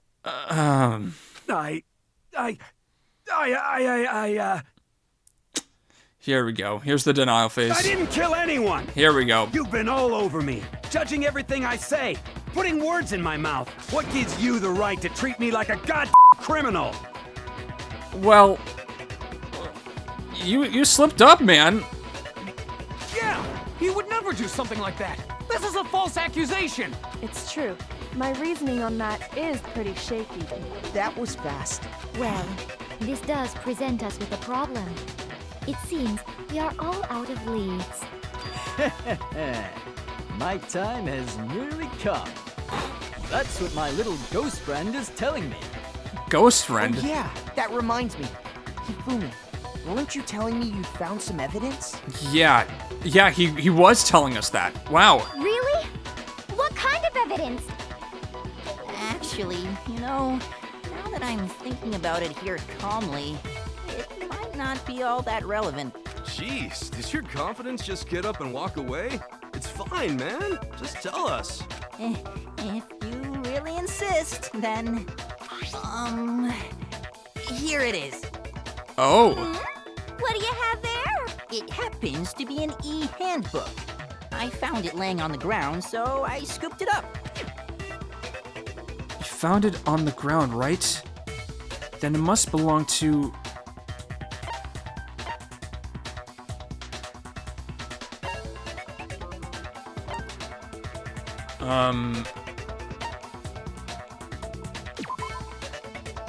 Yeah, that's not the wrong... Shoot! It would be Chihiro's then. I got it! Darn it. We know Chihiro's handbook was missing from the scene of the crime, right? For a fact. For a fact indeed. I was totally sure I'd found it. Then it must hold some clue about the culprit, right? Well, that's what I was hoping. But it's busted. It won't even turn on. Another busted handbook. I imagine the culprit broke it to get rid of any evidence after the murder. That's odd. I didn't think the handbooks were quite so fragile. Yeah, but... Monokuma did point out a certain weak point. You're right. Being... They're not. They're totally waterproof and shock resistant. It would take an awful lot to break one. And yet, this one does appear to be broken. As is Leon's, sitting useless in the main hall. For all your confidence, that is a remarkably high failure rate. It is. Do you think there might be some kind of mystery in there somewhere? It's the key to understanding who killed who. How precisely did the handbooks get broken? How did the handbooks break? There's only one possible explanation. I got it! Exploiting the weak point. You already told us before that the handbook has one weak point, didn't you? Yeah! You remember that? Yep. Sure, maybe I let that slip, but I never told anyone what the weak point actually was. But if the handbook is supposed to never break, and 2 of them broke in quick succession, then... Yep. Then we can only assume that someone's figured out its weakness. Someone did. You know what the weakness is, right, Monokuma? So, what is it? Huh? You're asking me? I think it's a necessary piece of information if you want this to be a fair trial. Good bluff. But if I tell you, and someone else decides to copy it, that would be very not good. Just tell us already. Why would we want to break our own handbooks? Yep. Oh well, I have a weakness for pushy demands. But you're sure you won't follow their example? You could just add a rule that tampering with school equipment is... Then allow me to make a special announcement. The weak point of my cutting-edge e-handbook is... when it's exposed to high temperatures for too long, it will suffer a meltdown and totally break! I flippin' knew it! Oh boy. Knew it? Yeah, because I found the handbook laying on the floor of the sauna. Oh! The temperature in the sauna can reach over 200 degrees. Strange how you don't get burnt, huh? It's because as your sweat evaporates, it creates a cooling layer of air around your skin. If the hot air of the sauna were somehow pushed directly onto your skin, you'd definitely get fried. That layer of air would get blown away. That's why you may feel a burning when you move around. So when you're in a sauna, make sure to keep nice and still. Interesting. I learned one new fact today. Oh boy. That is a mere trifling speck of knowledge. Of course, those 2 are very much into it. No judgment there. Anyway, if you found the victim's handbook in the sauna, then the killer must have been purposely trying to raise its temperature in order to break it. Meaning the culprit somehow knew its weakness. But how'd they find out? Monokuma said he didn't tell anyone, right? Indeed. Quite the mystery. What if they found out by accident? What do you mean by accident? What if the killer took their own handbook into the sauna, not knowing its weakness, and it broke? They'd realize it was broken, of course, and it wouldn't be hard to figure out why. Yep. And once they had Chihiro's handbook, they knew they had an easy way to dispose of it. That is true. I won't say it's not possible, but who would have done something like that? I don't know of anyone who took their handbook into the sauna. Except... I might know someone who did. Mondo. Whoa, seriously? Mondo did. Kiyotaka derobed. I think the one who may have taken their handbook into the sauna was... Oh, Taka, you poor baby. Who might have brought their handbook into the sauna? Really, it could only have been one person.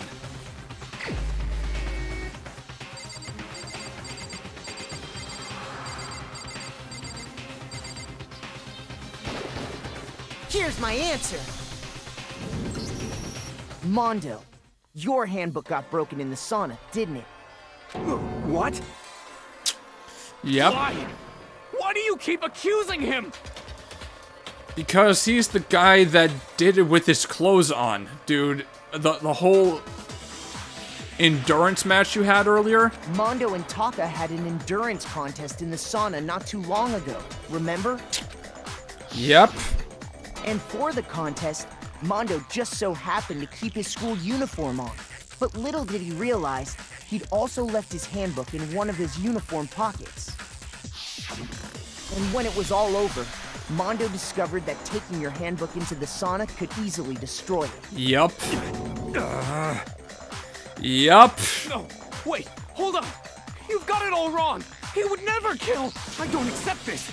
Show me the proof. The actual solid proof.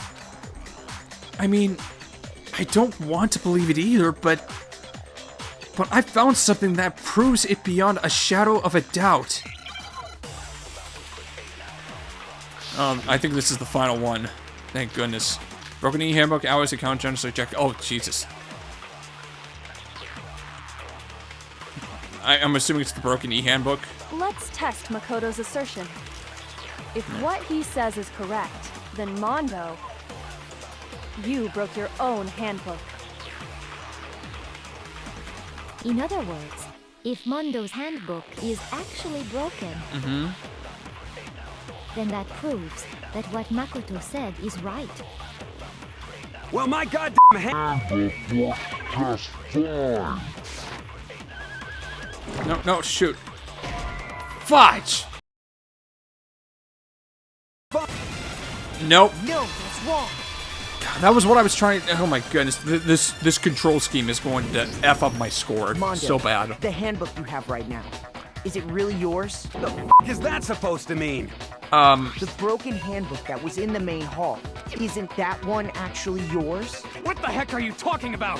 What I mean is, I think Mondo swapped his handbook out for one that actually worked. I think he took Leon's handbook and replaced it with his own. After all, Monokuma said himself that Leon's handbook never should have broken.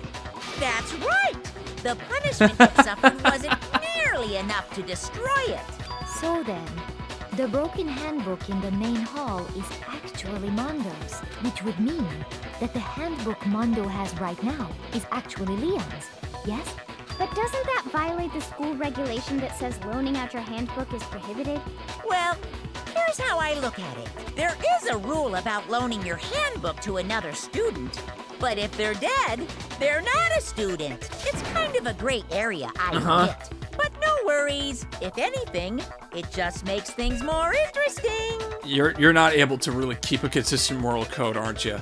As such, I decree that exchanging handbooks with a corpse is not a violation of the rules. Well, Mondo, if I'm wrong about this, you're welcome to say so. I'm happy to admit I made a mistake, but... Son of a What's wrong, bro? Come on, tell him he's wrong. Oh, you poor baby. You are wrong. You have to be wrong. He's not wrong. Everything you just said is wrong. You made it all up. Okay, then why don't we look back on this case one more time, from the beginning? And here's another recap that I'm probably going to have to speed That through. way, everything will become clear, and we'll all see if I was right or wrong.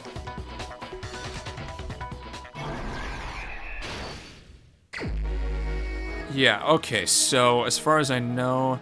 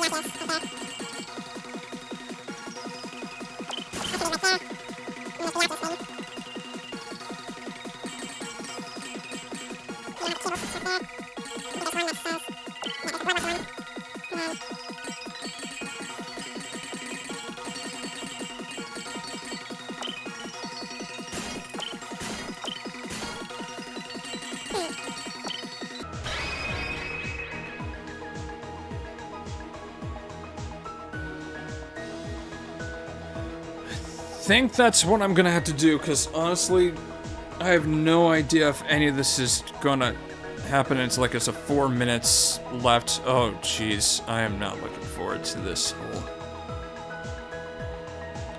Here's exactly what happened. This is going to suck, but First, hopefully... let's take a look back to before the incident. Last night, Celeste saw Chihiro in the warehouse, correct? Yep. At the time, she was apparently stuffing something into a duffel bag. Okay, that was correct, thank goodness. That something was a blue tracksuit. You can confirm this, right, Celeste?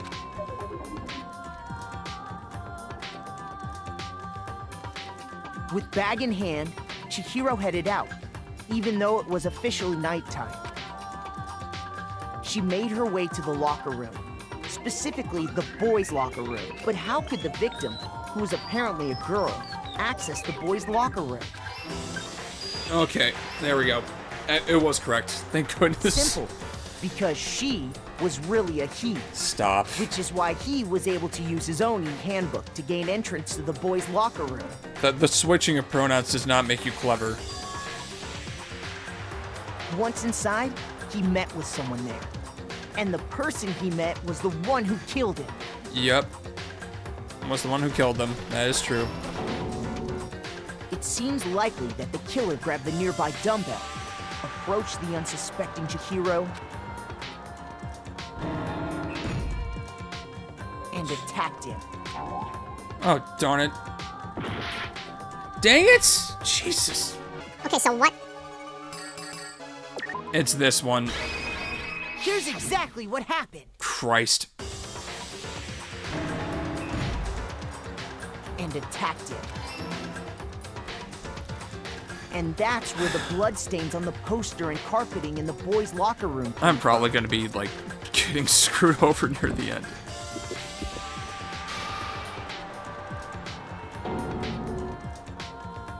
It was likely in the heat of the moment. The body was arranged, but the murder itself felt unplanned.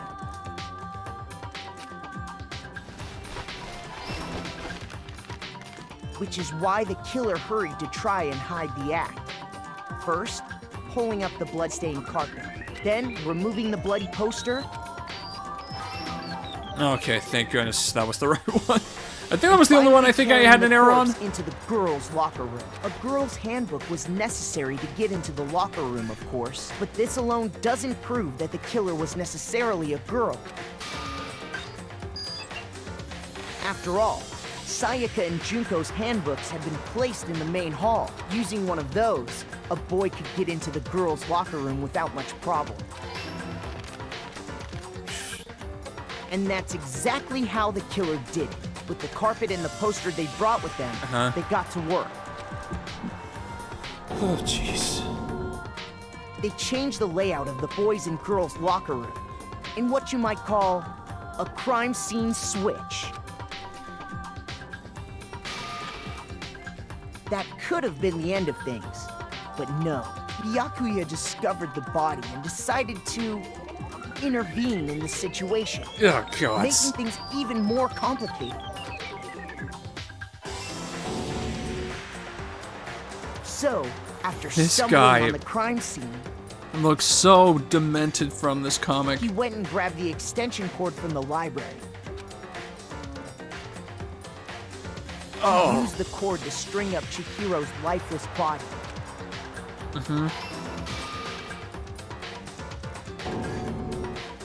Then, using The fact they even victim's pointed own out the blood, detail, just like he using the left a blood. grisly message there at the scene of the crime.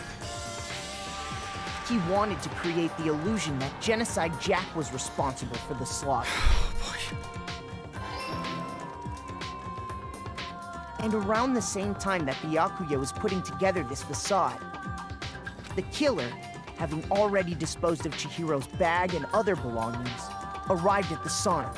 There, Here we go. they planned to destroy the last piece of evidence, Chihiro's handbook.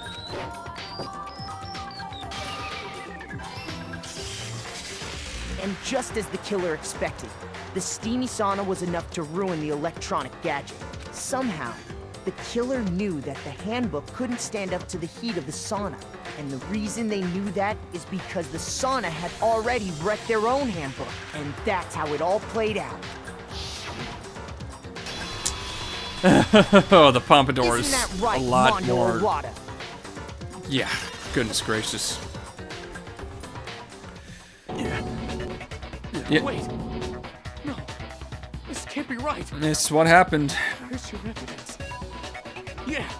Where's your evidence? I am running out of things to say, and I already know it. I am so sorry. You need evidence. You need proof. I seriously do think, though, that the whole identity reveal is what really just got me so drained. Without any proof, you can't pin any of this on him. Evidence that Mondo is the killer. That already revealed itself earlier in the trial. All I have to do is check that one item of his, and everything will become clear. A new element has been added to bullet time battles. Would you like to hear more? Oh boy. Oh, I mean, I already did this, though. I already did fever time and nega time, so...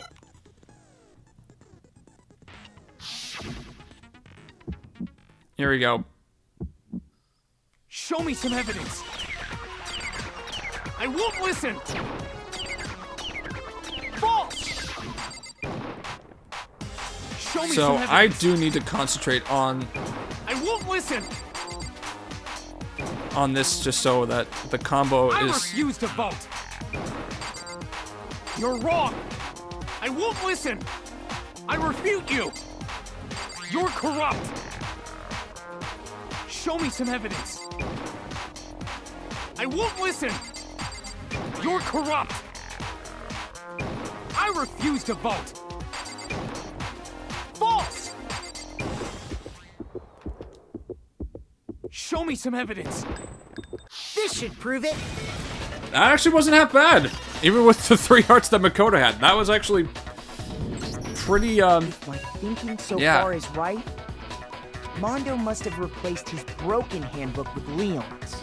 I'm still on mean difficulty, right? In which case, I seriously we can don't just know. check each of our handbooks right now. Once we do that, we'll... We don't gotta do that. Oh? Huh? Yeah. Yeah. I did it. I killed him. Appreciate the honesty, man. Just, oh, Whew. And that's the end of that. Yeah, there's not gonna be some rank A's. Oh, they're all rank A's. Never mind.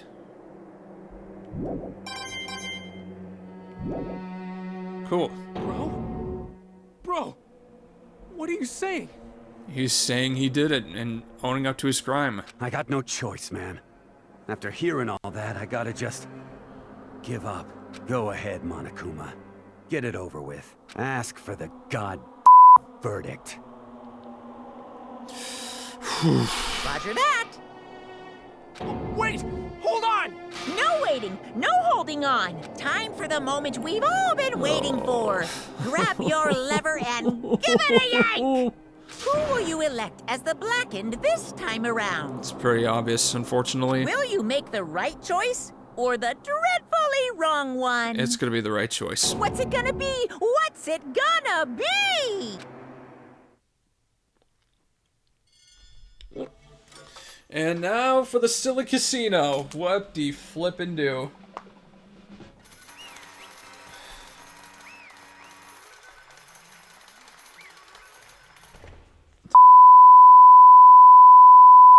Oh dear God. Oh dear God. Oh dear God. Uh-oh. This time it looks like you got it right again. Yes, it is so. The Blackened that killed Chihiro Fujisaki was... Ta-da! Mondo Owada!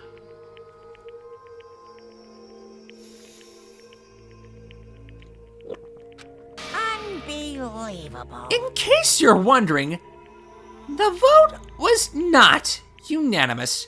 Kiyotaka chose the wrong answer. You're treading very close to the danger zone, Mr. Ishimaru. You need to be more careful. I refuse to believe it. There's no way. No way he would kill someone. Sorry. What is this? Why are you apologizing? Why? Why? Why?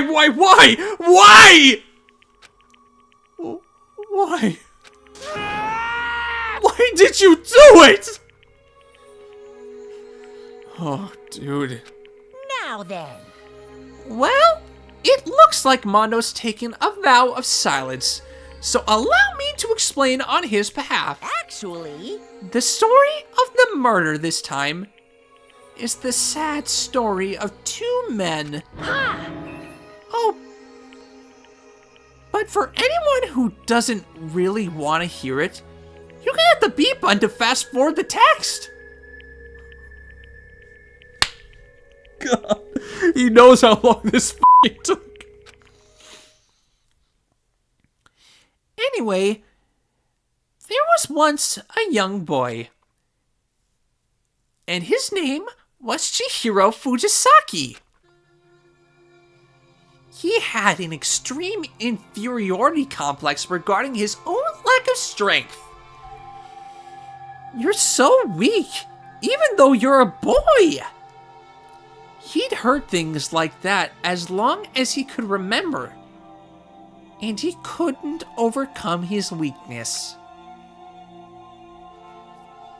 On the contrary, he tried to hide and buried himself further and further into that weakness to take on the fragile form of a petite young girl. He had chosen that as his way out. It's not a way out.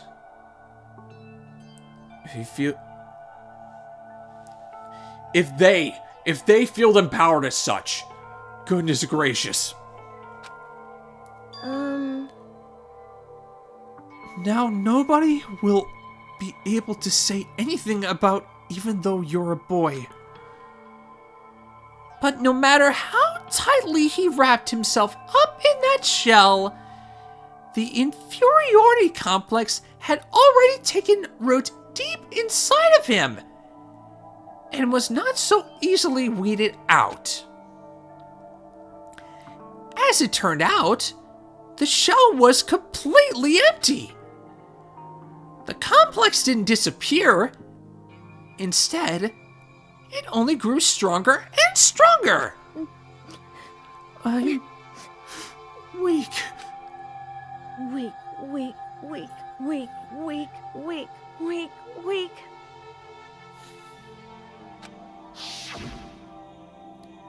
Once the killing game had begun here at the school, he had no choice but to accept this fact.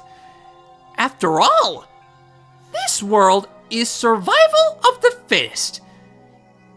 If you're not strong, you don't survive. And then the lovely and hateful Monokuma announced the revealing of the embarrassing secrets, which, of course, included Chihiro's embarrassing secret, which I was more than willing to divulge. Even though he dresses like a girl, Chihiro is actually a boy. Hey,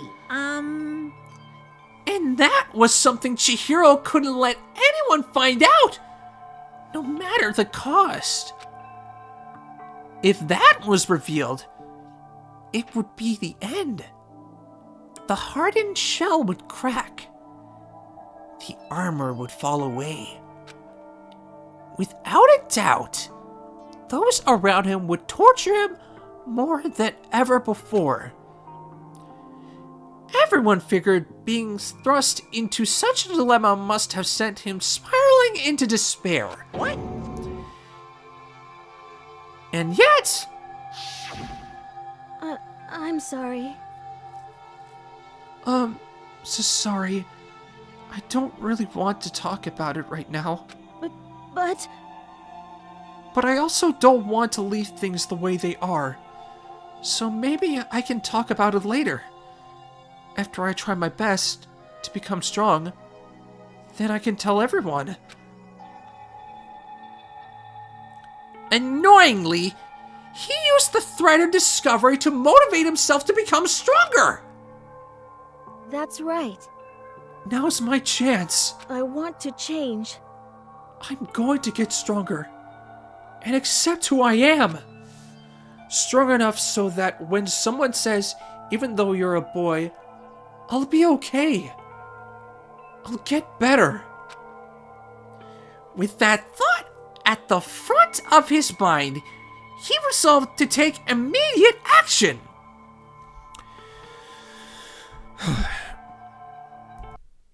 And here is part 2 of my little rant. Yeah, honestly, remember how I said something about the environment being the catalyst for Chihiro's urge to quote-unquote accept who they were? I wasn't kidding around. I mean, this is very much the evidence in question. It has been shown multiple times throughout this story that Monokuma has in fact manufactured the cases in some way to make it so that there is a likely murderer and a likely victim. Specifically targeting Sayaka in the previous trial as the possible murderer, only for the roles to be switched because Leon ended up killing her in quote-unquote self-defense. But anyways, it's sort of like you can see a bit of manufacturing in what Monokuma decides to do, especially when you consider that there's a lot of stuff that each individual person holds dear, and Monokuma specifically targeted an aspect of each individual person that is at the center of this case. So yeah, I mean, while, again, theoretically, anyone could have possibly been the victim or the murderer based on their own personal preference on what they believe is right or wrong, the fact that Monokuma has shown that he is perfectly capable of creating an environment for certain conditions to come about more than others. The fact that he can create these environments is a reason why I highly, and I mean highly, without a doubt, believe that you can take Chihiro's identity as a grain of salt just due to the circumstances that they were thrust into. And so I would really like to think outside of the school, Chihiro could have realized something completely different. And honestly, in of itself, saying identity is a byproduct of environment is honestly something that runs counter to a bunch of mainstream science. And so I want to preface that what I'm trying to say is making sure Chihiro's in a neutral environment where they are able to explore their identity, because identity is basically, a factor that has been shown to really be determined quite early on, regardless of, environmental cues. So, I need to preface that is not what I'm saying. What I am saying is that Chihiro is deserving of a neutral environment where they are able to perfectly and capably reflect and understand their own identity.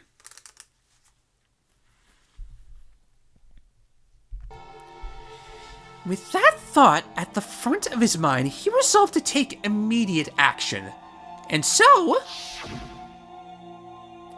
that day, he made the commitment to begin exercising. He was prepared to retrain his mind and body. But sadly, that would be the first and only chance he would get at it. Hey, When he decided to start exercising, he thought it would be good to ask for someone's help. But he wanted to tell that person his secret first, and then ask them to help him from there. And the person he went to... Yeah, that's right. It was me. Yup, it sure was! The biker gang fella had been painfully clear about how important his manly promises were. So Chihiro probably figured that even if he confided in Mondo, his honor would make him keep the secret. Plus, Mr. Macho Mondo was the very symbol of a strong man that Chihiro had always aspired to.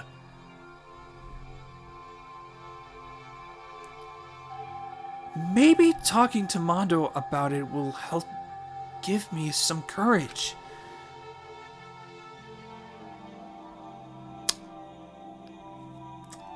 Typo in name once again.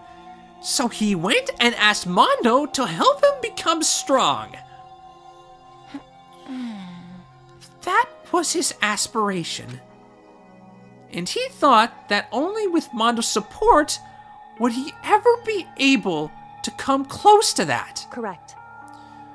So then, that must be why Mondo did what he did, to keep the promise he'd made to Chihiro. Huh? Did what he did? You mean, that's why Mondo carried Chihiro from the boys' locker room into the girls' locker room? Indeed. Yes, that's exactly what I mean. Wasn't that to cover up what he'd done? Certainly.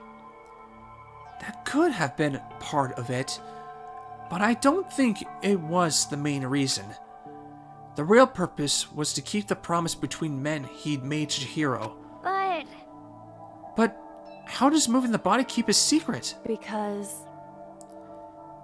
if everyone knew he'd been killed in the boys' locker room, then everyone would have been arguing about how she got into the boys' locker room, right?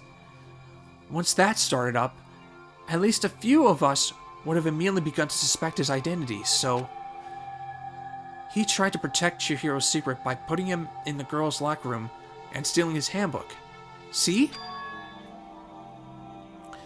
Then Mondo did all that to keep the promise he'd made to Chihiro, who he'd also killed?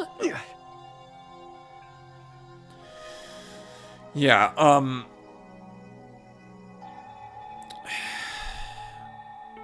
Mondo did not take the whole news well, but still managed to keep the promise. I mean, that says something about his complexity. I mean, still really sucky, but yeah. This whole environment's sucky. Why would he do that? The more I hear you talk, the more I don't understand. I mean, you guys trusted each other, right? So why did you... Because, no matter what, I didn't want anyone to know. I knew it. So that's what triggered it after all. The possibility of having your embarrassing memories and secrets exposed. What is this? That's impossible! Nothing could have been like that bad. Something he didn't want anyone to know, even if it meant killing someone? You're wrong! It's impossible! Don't make me repeat myself. How many times must I repeat myself? To judge others by your own standard is the height of folly. Even if you can't comprehend it, He obviously can. That's all there is to it. Well, while we're on the subject, why don't I tell you? That embarrassing memory, that secret he didn't want anyone to know. Hey, You know what Mondo did? He killed his own brother.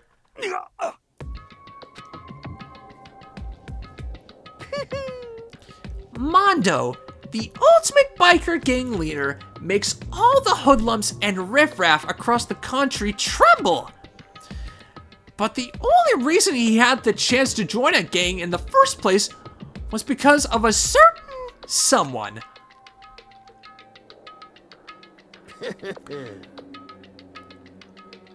Mondo's older brother's name was Daya Owada. Mondo had nothing but respect for him. It was because of Daya that Mondo ever got on a motorcycle. Mondo's brother was his only family growing up. He was the only one Mondo could trust or respect. He wanted to measure up to his big brother, so he imitated him in everything he did. Mondo was the epitome of the starry-eyed kid brother. Meanwhile, the charismatic older brother had put together a local motorcycle gang. And before anyone knew it, it had grown into the biggest biker gang in the country. Daya, the older brother, #1 in the gang. And his #2? His younger brother, Mondo. In the beginning, everything was peaches and gravy. But when Mondo started to think about how he would have to take over the gang from his brother someday, his brother's greatness, his reputation, began to gnaw on Mondo's very soul. The kid's gonna take over for Daya, huh? Daya created this gang with his bare hands. Mondo's just along for the ride. Can someone like that really be our leader? All that'll do is make the gang look bad.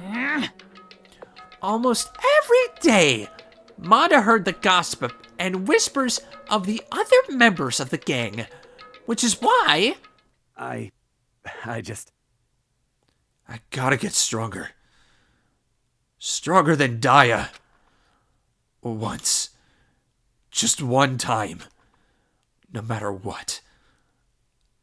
I gotta win. Don't with me.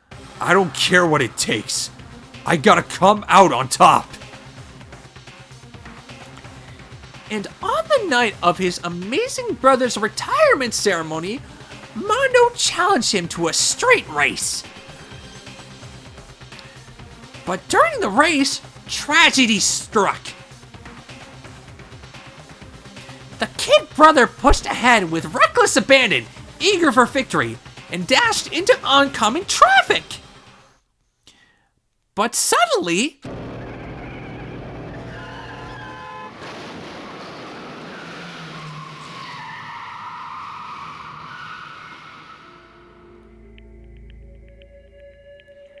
laying on his kid brother's arms, the older brother delivered his final words. My bad, kid. I fucked up. Sorry. Of course he knew it was his brother's fault, but Daya never blamed him for what happened. Hey, kid. The rest is up to you. No matter what, you gotta keep the gang together. 'Cause it's the team you and me put together. It's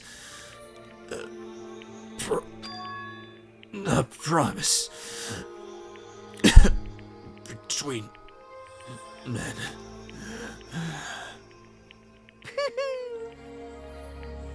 He decided to hide the truth of what happened from everyone else in the gang.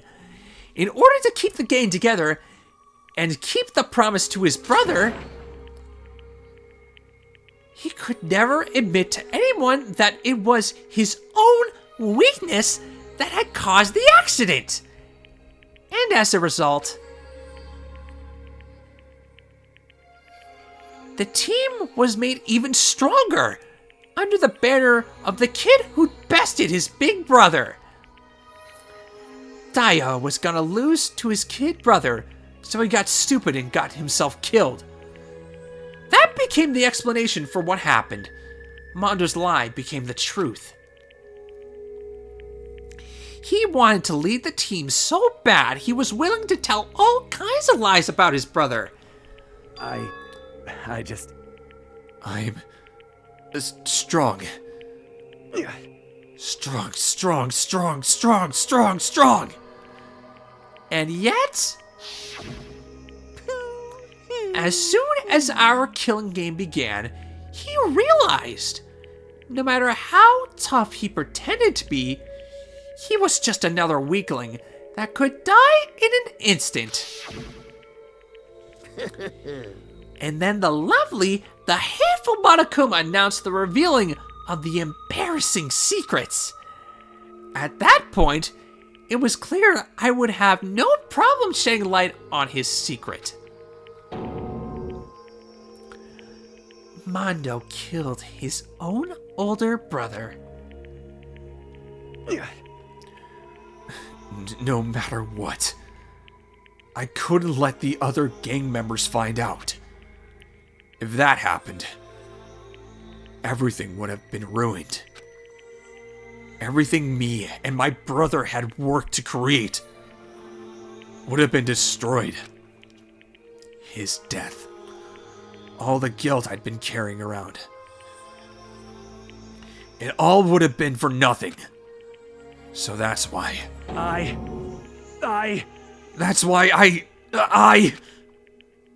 Mondo. After I saw what Monokuma had on me, my head filled up with a kind of fuzzy uneasiness and just started swirling around. I'd never felt anything like it before. I didn't know what to do about it. I wasn't sure what to think or say. But after a while, that fuzzy uneasiness turned itself into a rock-hard lump of anxiety way down in my stomach. And it was right around then that Chihiro asked me to start working out with him. And right there, he told me a secret. Seriously? Jesus! I'm sorry. Yeah. I'm sorry I lied to you. But why? Why now? Why are you telling me this all of a sudden? Huh? 'Cause I mean, you kept that secret all this time, right? If anyone found out, you would... But... You're right. But... I want to change. I wrapped myself in lies. I'm weak. I want to destroy that version of me forever. His words were like a knife in my gut. I felt like he was exposing the lie I'd been living myself. I have to change. I don't want to be weak anymore. You're so strong. It can't hurt you, right? Whatever secret Monokuma might tell us. You piece of... So what? You're saying I should just say it? What? What? You're saying if I really am, I should just be able to tell everyone my secret? Huh? I was jealous. I was jealous of Chihiro's strength. He had the strength to face his own weakness, and try and overcome it. It was the kind of strength I've never had. So I was jealous of him. And that jealousy broke me. What? What? Are you making fun of me? I'm strong? Are you f***ing with me right now? No!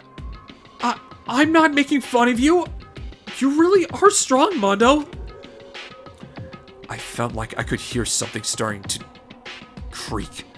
Something inside my head. What did he want me to do? What was I supposed to do? Was I supposed to just sit back, let my secret get revealed, and ruin everything? What's wrong? Damn you! Why did you have to tell me all that?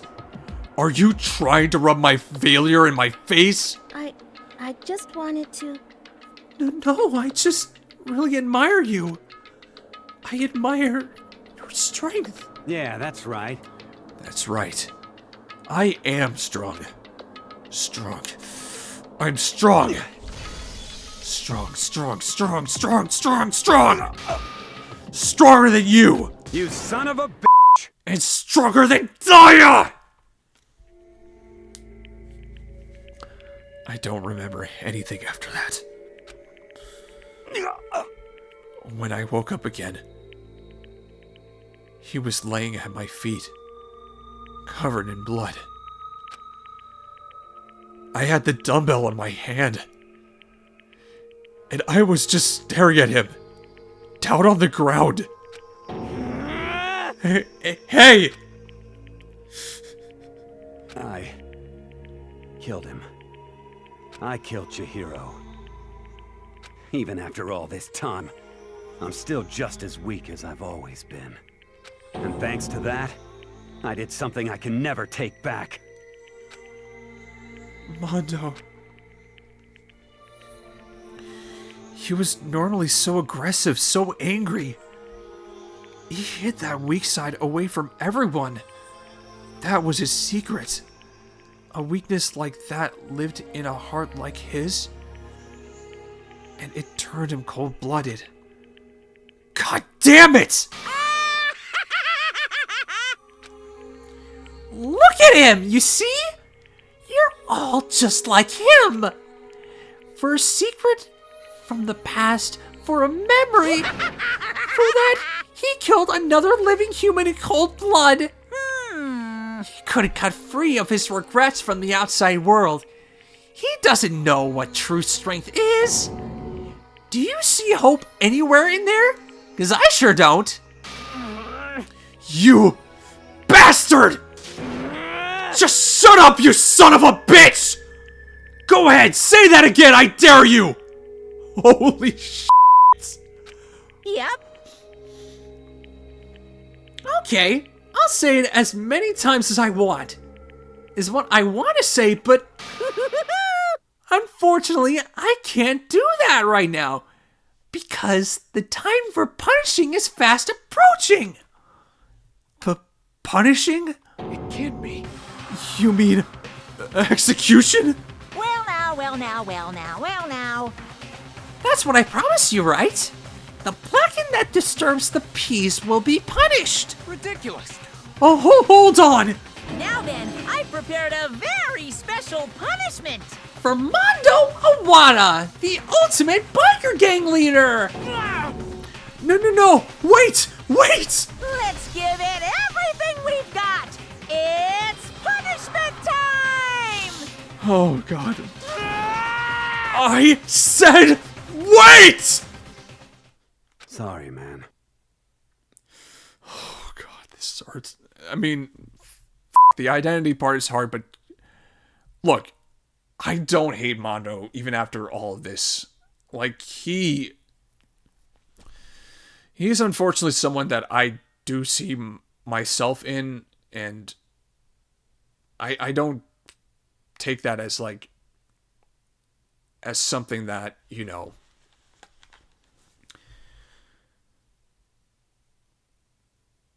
that should be okay with who he is. I use that as a way to say, like, I still have a lot to work on. You know, I have a lot to work on. And Mondo is the type of character that I look at and say, like, this is not who I want to turn into if I can help it. So for that, Mondo, rest in peace, dude. I couldn't keep the promise we made. From one man to another.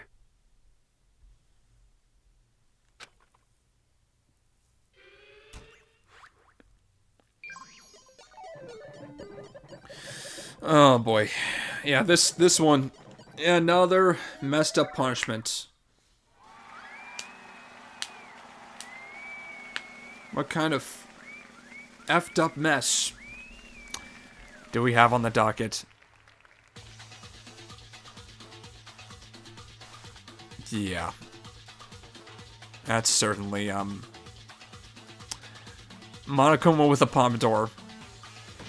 Oh boy.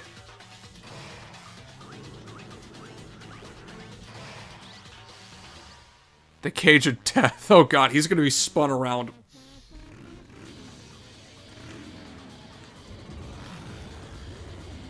Until his own, like, body just gets turned into literal mush.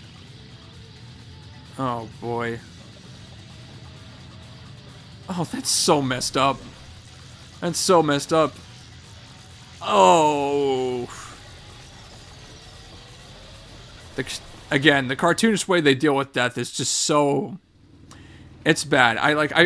I'm sad for Mondo, but also...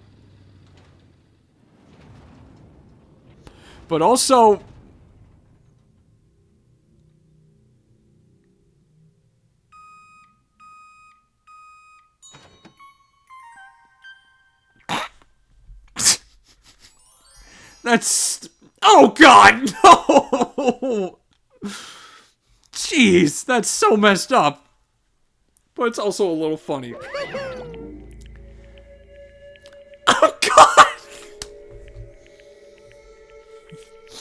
Laugh at death, and your soul will forever be at peace.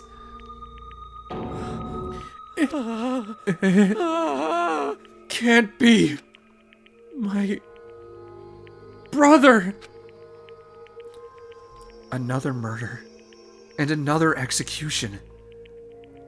I want to feel again. Everyone's lives are taken so lightly here. I feel like I might be going mad. Maybe I'll just let it happen. Me too, man. Me too.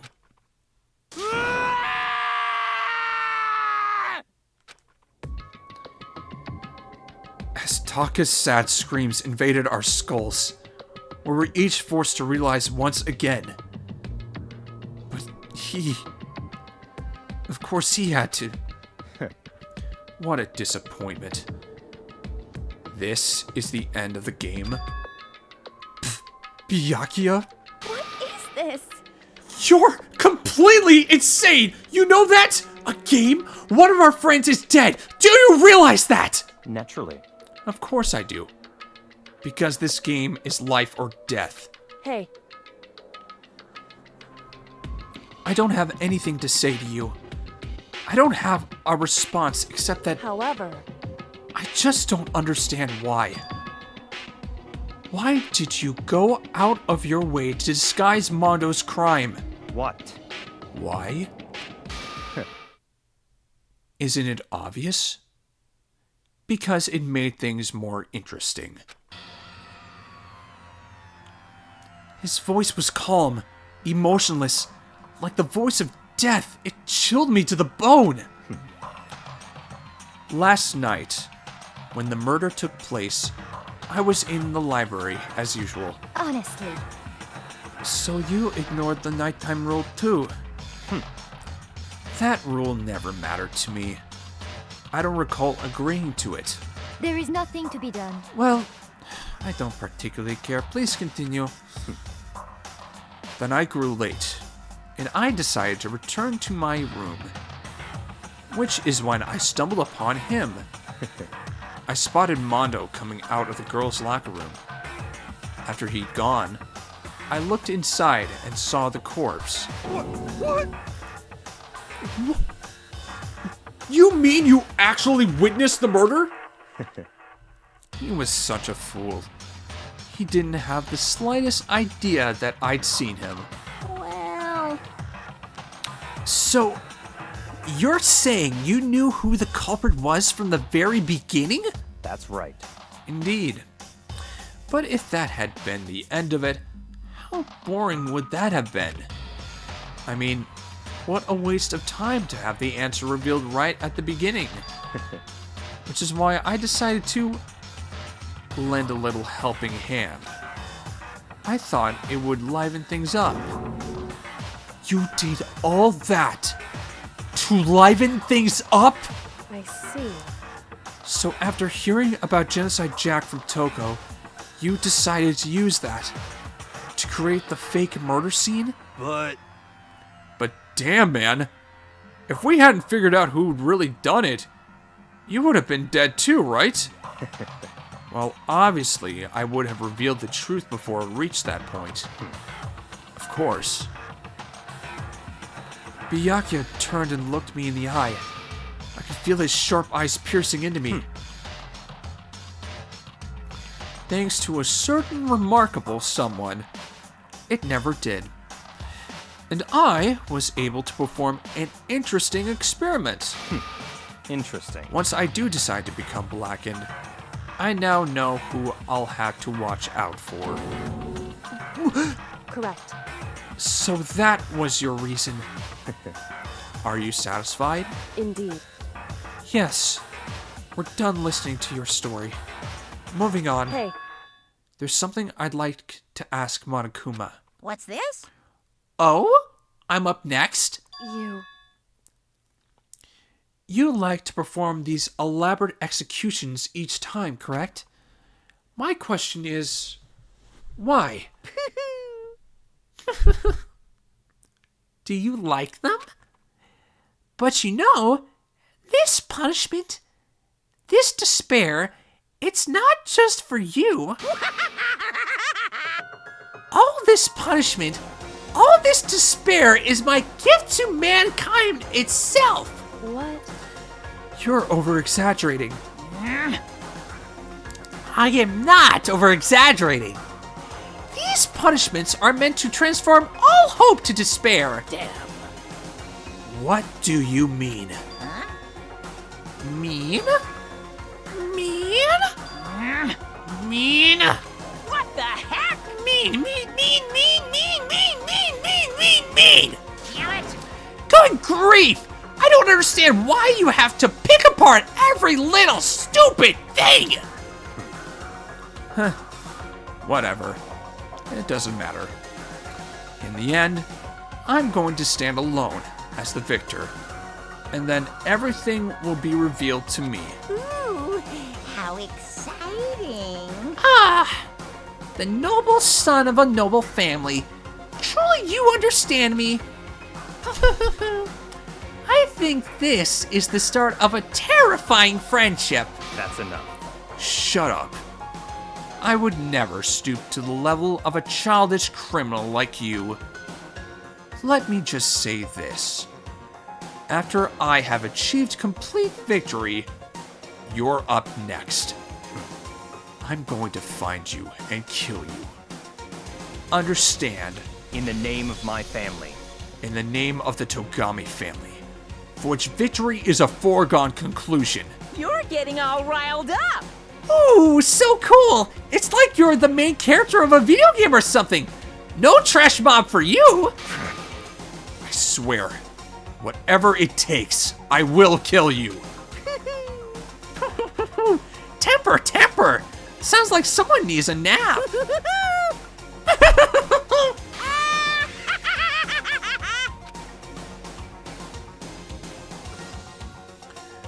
Monokuma's laughter pealed across the courtroom, and the curtain closed on the case of Chihiro and Mondo.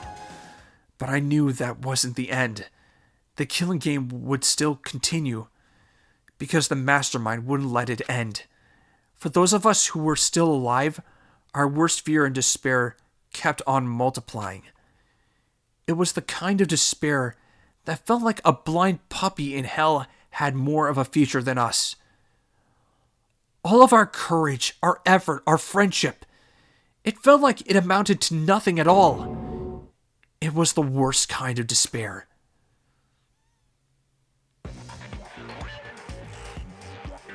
Well, anyway, like I was saying, this is a pretty good spot. Yeah, a really good spot. Anyway, isn't it amazing how that girl went and killed someone before things even had a chance to get boring? Oh, jeez. Once things really get moving, it'll be like a roller coaster. There won't be any stopping it. Fear and despair charge forward at a speed nothing can hope to match. Good lord. But I must admit, I'm disappointed. I went to all the pain and effort of making you part of the group, and you couldn't play your part. Oh, there's a traitor among us. You do remember you were supposed to make the first move, right? Well, no biggie. Nothing we can do about it now. So just do your best to make things more exciting from now on. After all, that's what everyone wants to see.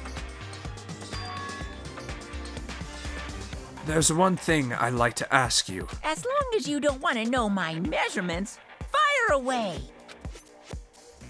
Who is it? The 16th high school student, I mean. Ooh. My. You really took me by surprise there. I know I said you could ask anything, but super denied, ultra denied, demonic denied. Because you see, that's my ace in the hole. Oh, jeez. And nobody be dumb enough to reveal that, right? No matter how close they were to their friends.